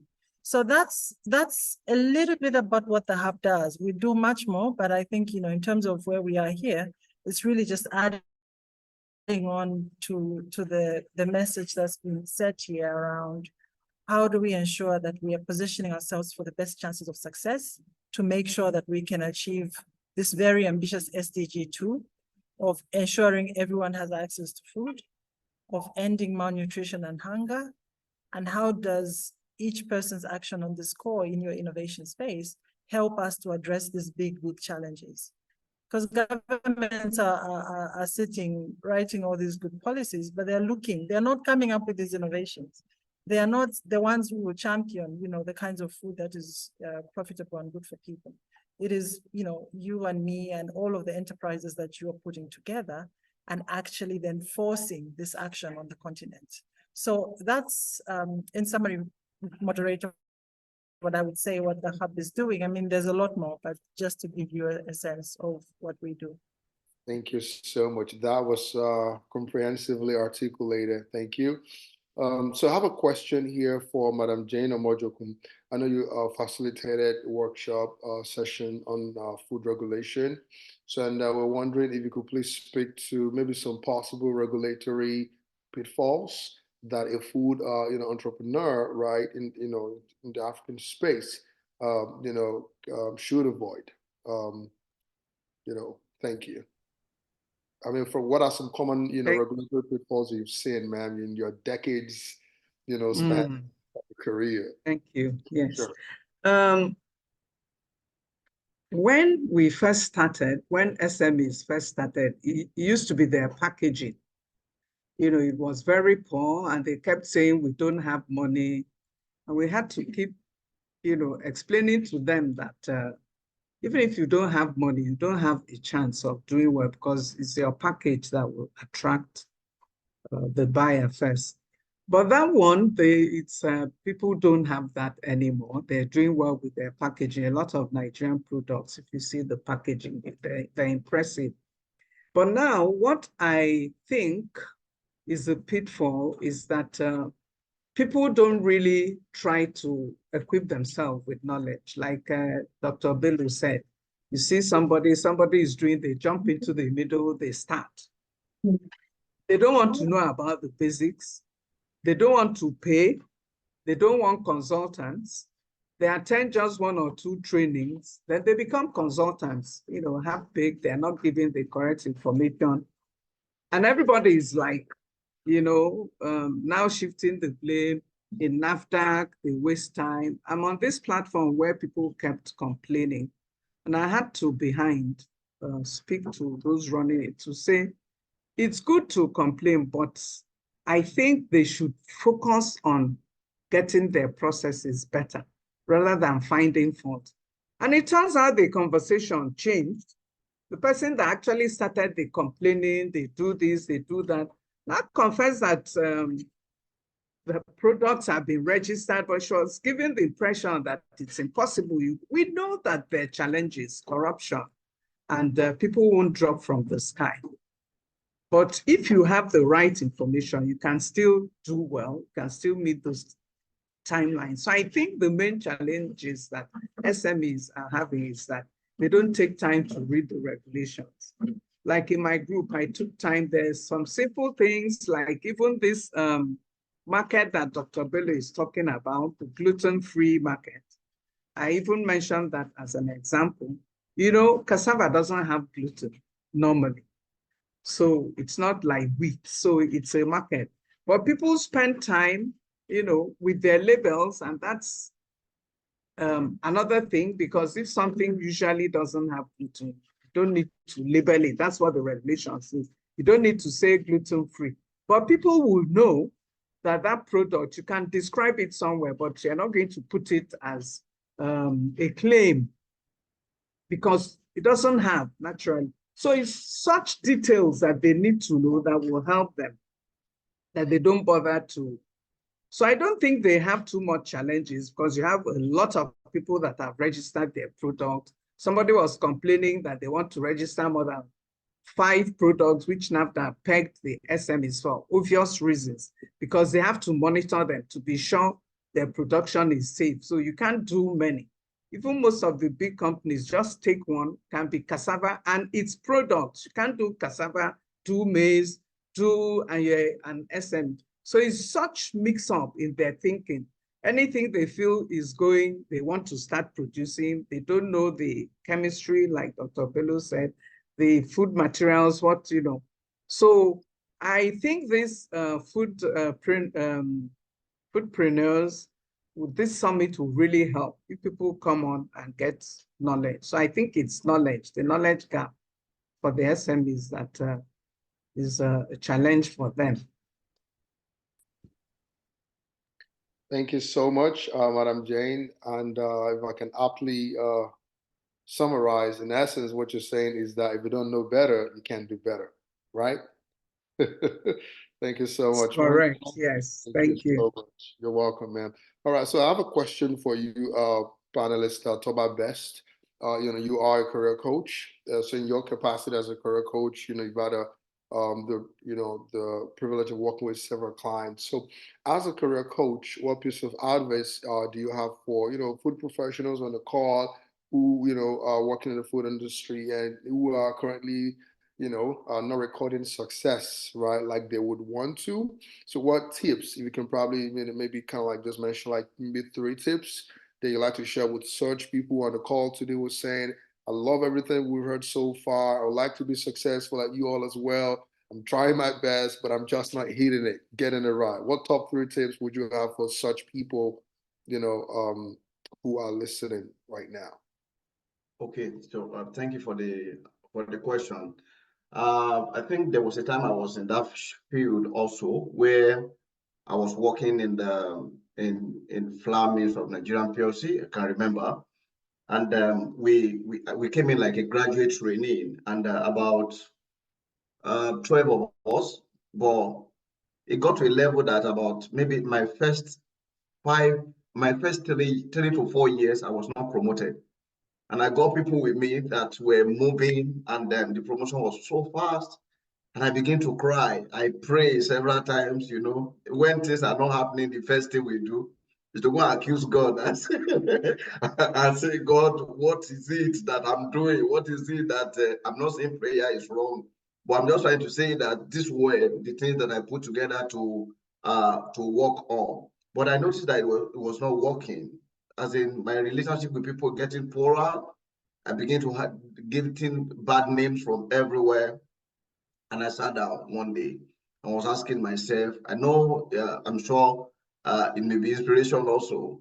And I begin to look at it, and getting to this level that I am now, I've pegged those things like a model, like what to say and how to that will make it simple for people. But I just have to share my story. So, but with time, with the same flour mills, I got promoted twice in one financial year. So let me tell you what I mean.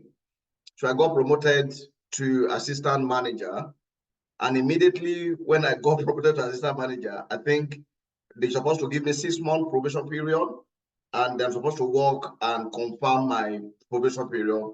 And before the 6 months, I got to the 6 months, I got another promotion letter.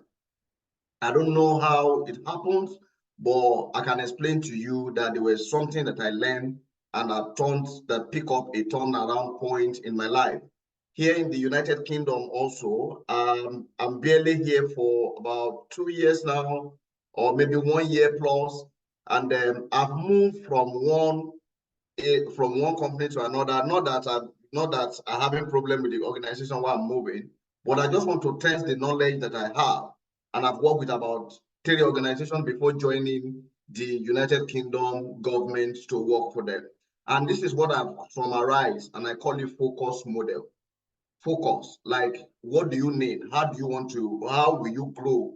How will things get better for you? The first thing I just call it focus model. Now, what do I mean by focus model? The first F in focus is find what you need to elevate your career. What exactly do you need? So I know I'm going to be talking to people here that are not in the industry. Some they are doing their own private thing. So this model can work for everyone. Focus on what you need. So in organization, there's something we call competencies framework. You want to know the skills that you need to do a particular job well. And that was one of the first things that I built as a learning and development professional. So you need to find exactly what you need. Now, even when you are praying, your prayers will be God to bring people to you and how to get those things done, or how you can manage yourself to. So know what you have, know what you need, and give all you can to bridge the gap. By the time you bridge the gap, people will be running after you. You don't need to be running after people. You don't need to be doing things that you see once you can bridge your gap, you can work well. And so the F means find exactly what you need. Don't just be saying country is bad, Nigeria is worse, Nigeria is this. Number one, find what you need to elevate your career. The second point is O, which in the focus. O, so I call it organize your team. What do I mean? You are not created alone. You are not supposed to hustle around, getting things difficult to navigate. There were people that has been around that have done what you want to do, or that can help your career to grow. So build your team. Look for people. Reach out to them. For instance, as we are chatting currently, I heard some things that Dr. Bello was saying, and I know there were things that I can pick up in my career and my life, and I quickly send him a LinkedIn message. Sir, please check your LinkedIn message. I send you a message there. And other facilitators, you will definitely see me in your DM. It's not the quest to be popular or to pest people around. It's because I know there is something that I can pick in your life. So organize your team, look for people, look for skills, look for the ability, look for the experience. Dr. Bello was saying something about not money. Don't focus about money, anything you want to do. Yeah, it's very, very important. I had to resign from the job that I was doing in the United Kingdom and pick up an assistant role just because I want to understand a system, just because I want to understand something in me. But if some people, when they see it, they look at it and say, he traveled, he couldn't make it again. No, that's not it. But it's just I understand the drive. I know what I'm looking for. So organize your team, the people that can help you get to where you want to get to. Now, but the next thing is that you should confirm what they can offer. Having a team of people, if, for instance, look at Olushola was bringing us, and her team was bringing us here, and they bring a mix of people. They call it jollof rice. Yeah. So you bring a lot of things, as in a lot of people that can satisfy your audience, the people you want to be in your audience. So arrange people. Who are the people that can solve your problem? Confirm exactly what they want to do for you. You don't want to do it. I mean, as much I studied food science and technology, you don't want to do maybe carbohydrate extracts. And you want to come and meet me, excuse me, you won't get results. Or you want to do maybe food marketing and stuff. Instead of going to the rural and you are meeting me, excuse me, you may not get it. But if you want to work on your career, you know who to call. You know how to, yeah. So you must brand yourself in a way, confirm exactly what these people want to do for you. What are they going to do? What things are they going to tick out of the knowledge gap that I have? The next thing that I also mentioned is understand the value needed so that you will not major in the minor and you will not minor in the major. What do I mean? I have a friend back then in the previous organization I worked before, where I'm working now. And anytime this guy is around, everybody is always happy. Oh, he's always a ginger. He's always the guy to make things happen. When they want to organize party, he's there. He's the one to do. You understand all those things. And to me, I just feel that he's majoring on the minor. He's not good in his skills. Can't do what he's supposed to do well. And you are just majoring on the minor parts of your organization. Like, what exactly, when they want to send people off today, for instance, back in FMN, they do retrenchment. And whenever they want to do retrenchment, it's none of my business, because it will take you to, as in, I will count myself, it's not pride. You will need to take off at least maybe 90% of the people before you can get rid of me. So that's not part of my burden again. So because I know exactly what I want and I go for it. So the F standard, find what you need to do to make your career grow. O stand for organize your team. C stand for confirm what your team can offer. U stand for understand the value that is needed. Don't major on the minor and don't minor on the major. Major on the major and minor on the minor. And the last S stand for solve problem. If you are solving problem, nobody will negate you. Do not every day sit down and ask, which problem am I solving? What am I doing? Just solve problem and add value to them. And I'm sure with that, either you are in an organization or you are on the in your entrepreneurship, you will go far. Yeah. Thank you. Thank you so much for that. Panelists thought about best. Wow. Very, very insightful nuggets. Okay, so I have a question here for Mrs. Ogunbola, and then I will circle back to you, Chileshe. So please be on the lookout for your DM. So what top 3 things, Mrs. Ogunbola, should somebody who's interested in starting a food processing business, and I'll be in your DMs also, Madam Jane, and possibly Dr. Bello. So please keep an eye out. So what top 3 things should somebody who's interested in starting the food processing business in 2024 consider? We've said a lot, but if we can summarize it, top 3 things, what will be your priority? Okay, thank you very much. Thank you everyone as well. Mr. Toba, thank you so much for that very insightful conversation. I kept doing like this, because I could relate 100%. You preach these things to people, but then it seems as if we're just talking, and then it sounds as though it's quite easy. Oh, it's easy for you to say you are in the UK. It's easy for you to say you are in the US. It is not that simple. And Madam Jane as well, thank you so much for that. She mentioned something about getting information, seeking information, be willing to access the information, be willing to access people.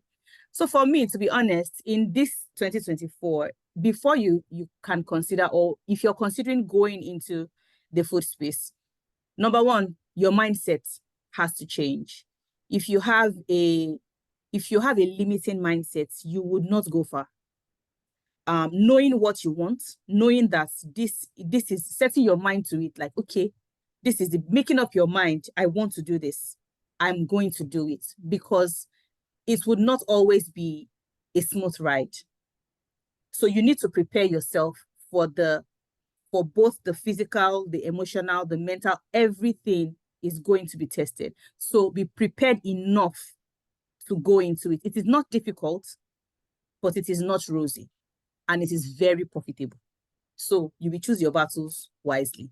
That's one. Number two, the kind of business you want to do. Do your research on it. What aspect, which of the food do you want to go into? What food processing do you want to do? Because the beauty of success is when you identify what you actually want to go for and you work intentionally to achieve that goal. I'll give you an instance of, maybe I want to do seasonings, and tomorrow I just wake up out of the blue because I see that Mr. Toba is doing something else, and I say, looks like Mr. Toba is thriving. No, they are partners, Mr. Toba. Let me to add this one. You be suffer. I'm sorry, I like to add some humor into what I'm doing because it just makes it lighter. It just makes the way lighter, So focus on understand what you want, the food you want to process. Focus on it and get the necessary knowledge that you need to thrive in that department. Number three, the people you want to serve. Who are they? Where are they located? How would you find them? And how would you appeal to them? It is very important to have that in mind, because without people, your business is zero. Let us just put it out there. So don't say, I don't care about what people say.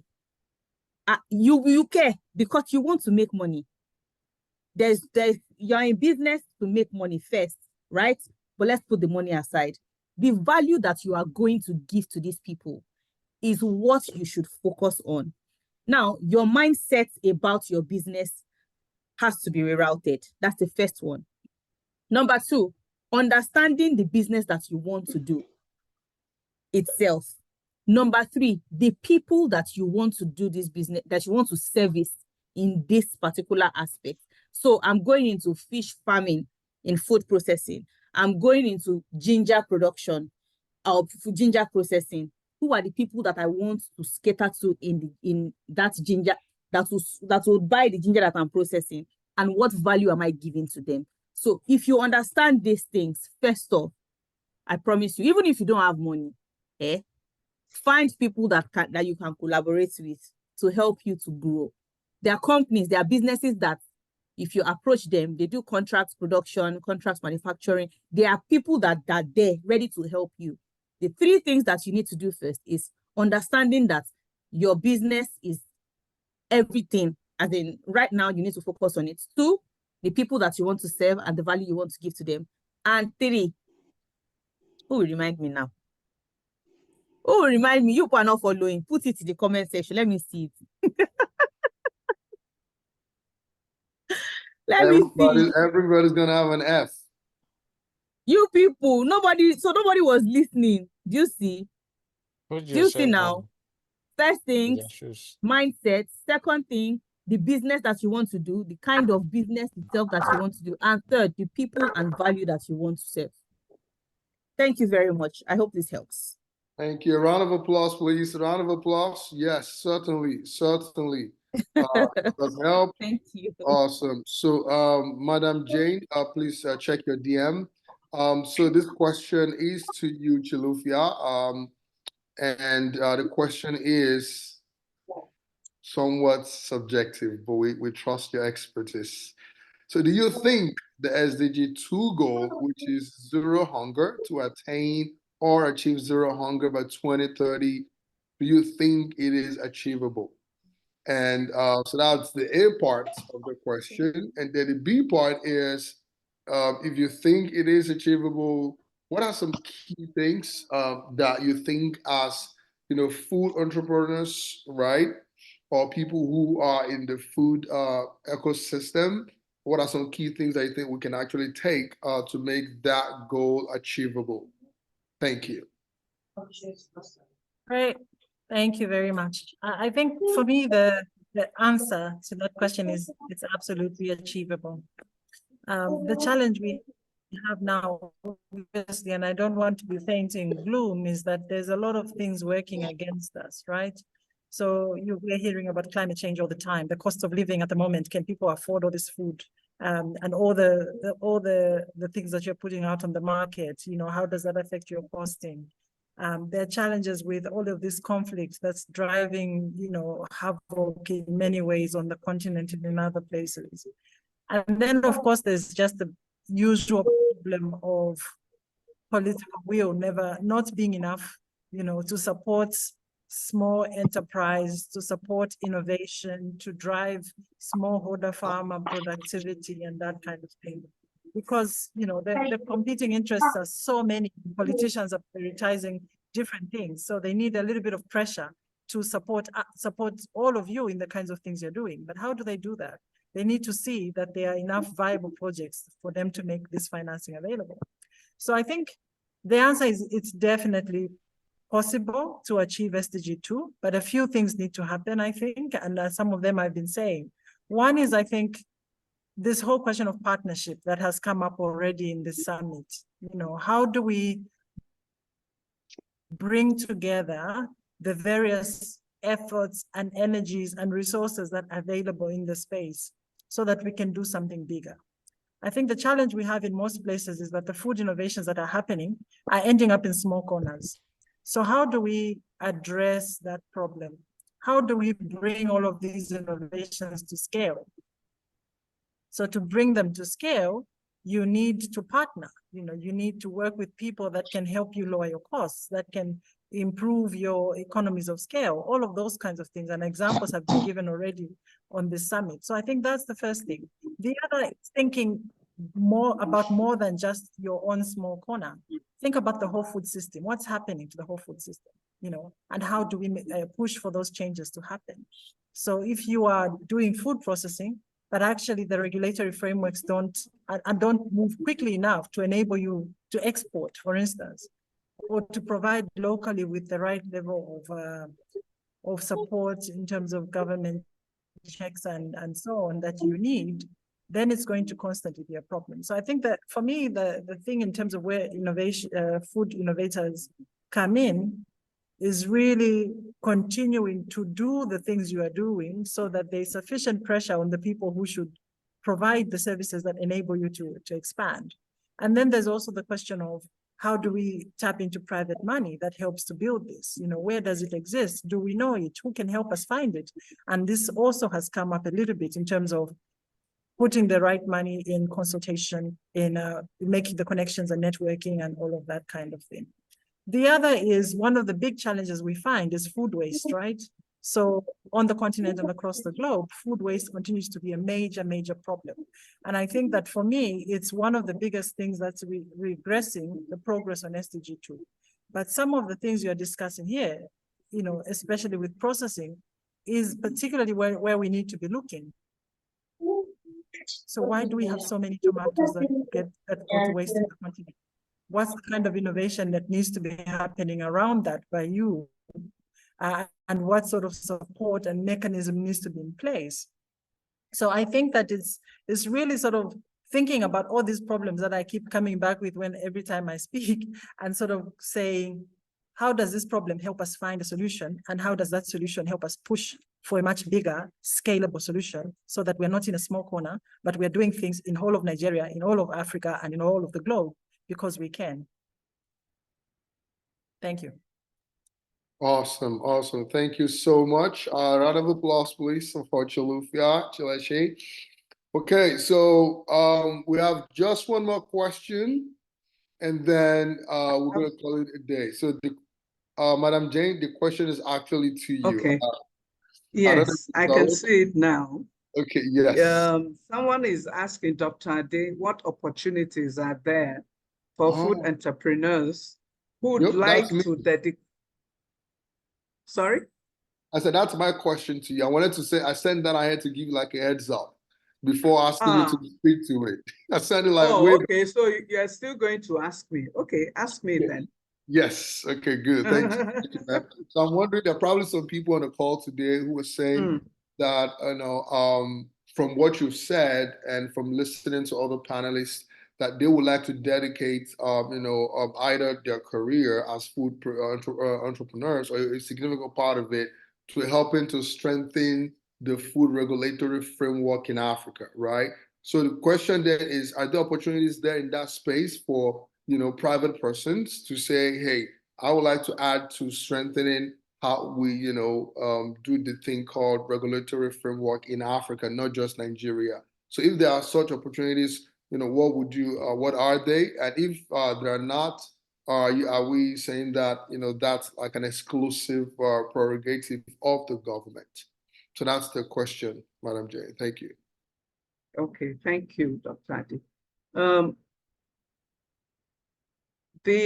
I don't think it's exclusive. You know what happens most times is, if people know where to find expertise, then they go for it. For instance, we have this summit, which Olushola has kindly put in place, which is very good. It's the first one, and it's really, the turnout and the content is very good. So if, for instance, people that are here have made good inputs, they've contributed, and someone else wants to do something, maybe the government, the regulators, or the whoever wants to do something, and somebody says, I know someone who would make good input. That's one way. So it still boils down to what I'm saying: equip yourself, develop yourself. There's nothing like self-development. It helps. People may feel there isn't money, but it depends on what you're concentrating on. But do something you have a passion for, so that no matter how it's going, you will still, keep doing what you're doing. So I think that's one way. Another way is that sometimes when government wants to do something, there's some consultation. Okay, let me take NAFDAC, for instance, where I work. There's something like consultative meetings, I don't know if it's still strong. When I was there, it was quite strong, where the groups, let's say, for instance, let me just use fish processors.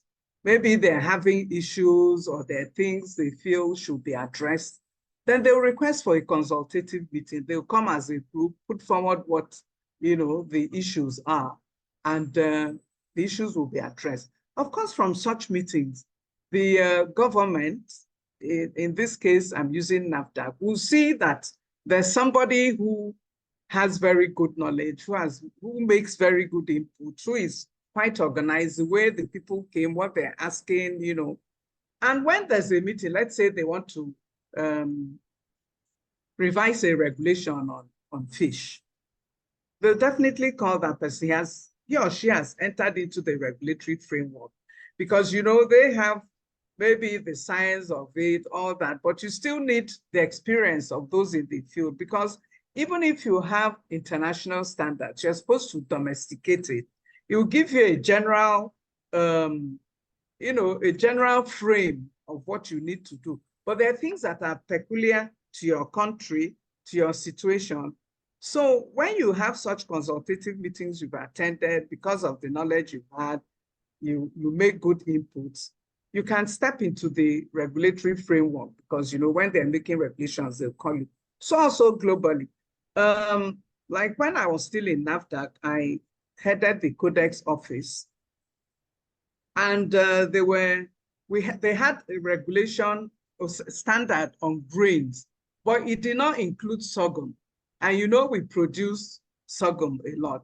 And they said, well, Nigeria, you can have the general one. It addresses grain, but the general one addresses grain, but you have the annexes that speak to specific grains. So we insisted, well, not as if you're fighting, because everything is by consensus. You lobby people, you explain it, you bring the document, you volunteer to chair the committee, because there's a process. It starts with you presenting a paper. If there's commercial value globally, then that's when Codex will even bother to set a standard. But to cut a long story short, what I'm driving at is that one of my officers at that time knew somebody, he had read too, and he had seen there was a Nigerian that was cited even in some of the Codex standards. So we reached out to him.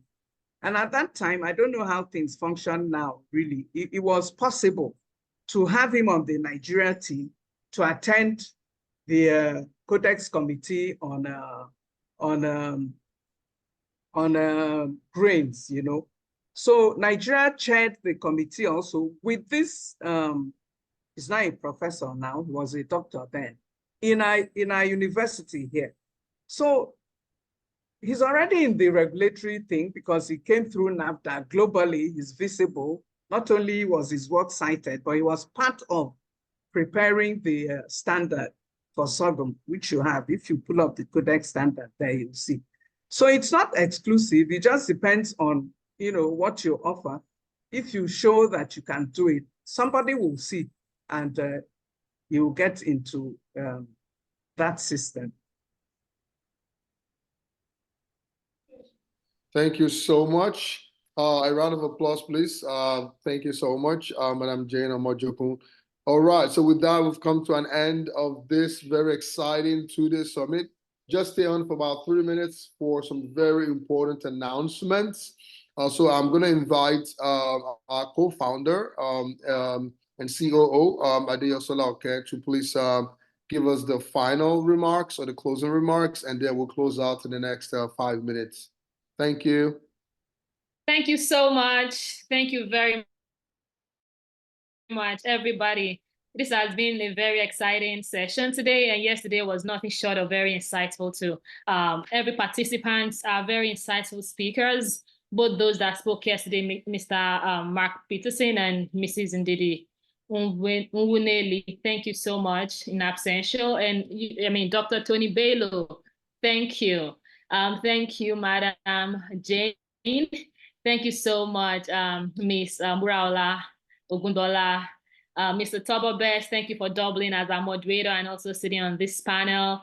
And, for every other person that has participated in making this a success. Mrs. Shifulia Chalesha too, I'm sorry if I'm murdering your name, I'm so sorry. But really this has been so insightful. It's been very engaging. Thank you for taking your time to invest in our career, business and the future of food in Africa. When Odushola told me about us organizing a food conference, I was very excited about it. And, with what has happened yesterday and today, I'm very grateful that I've been a part of this move. I believe it's a movement and we are going on to greater things. And, we've learned a lot about innovation, entrepreneurship, and, just the limitless possibilities that lie within the food industry in Africa.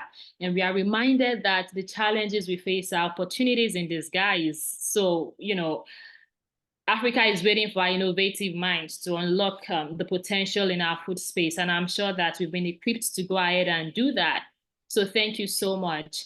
I'm going to be in your DMs too on social media, on LinkedIn, Instagram, anywhere you are. I'm going to be in your DMs, and I hope that we can have more collaborations in the future. This has been nothing short of very, very beautiful. Okay, I'm just going to talk briefly about the business launch program that we mentioned earlier.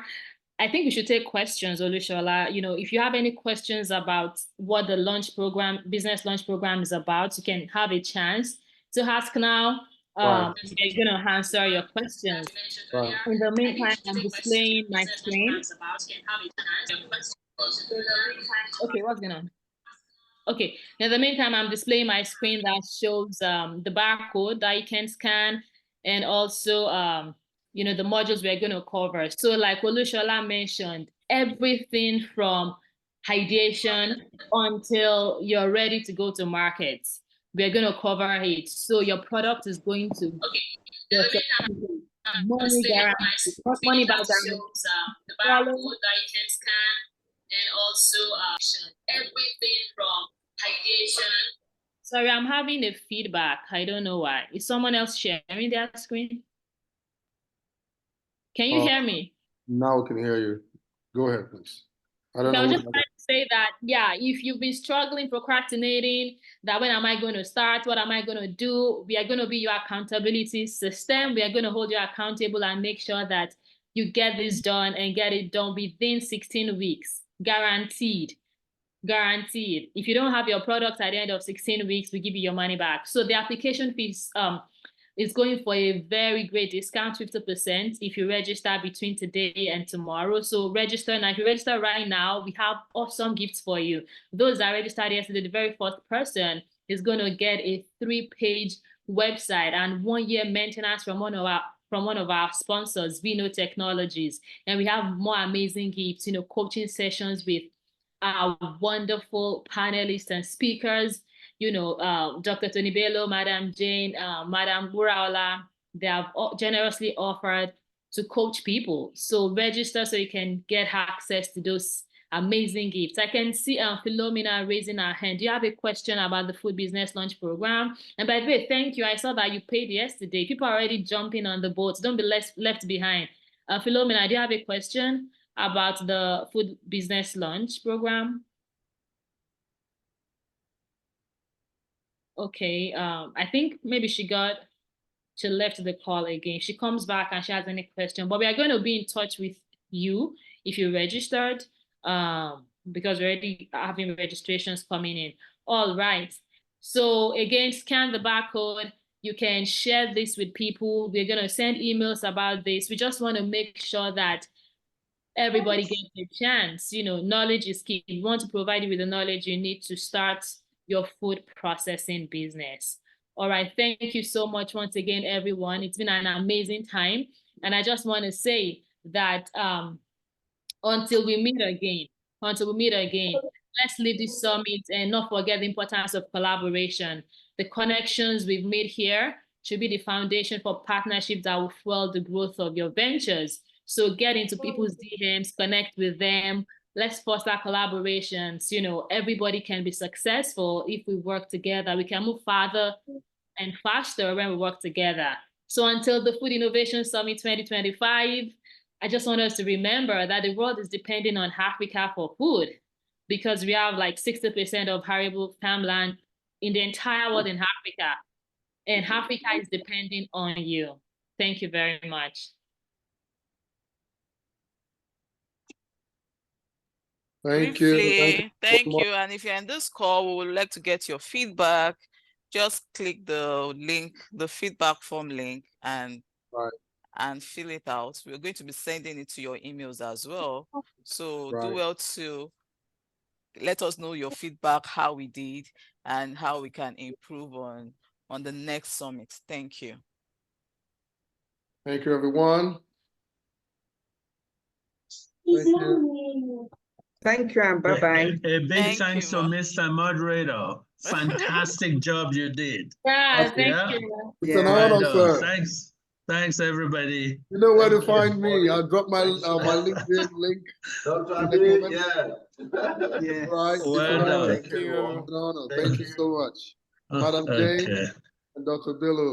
Thank you. Bye-bye. Thank you. Bye-bye, everyone. Bye. Okay.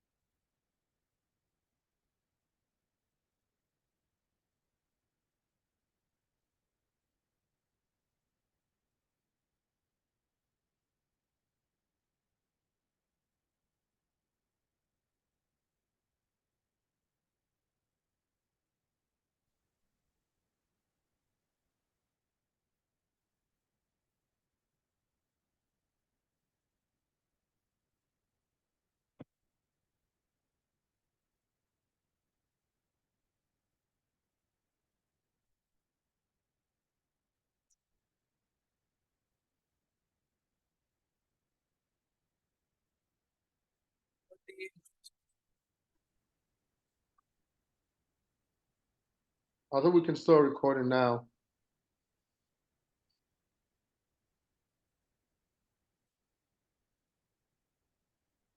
Adiosola, can you stop recording? Yeah, Shola will take care of that. I don't have that.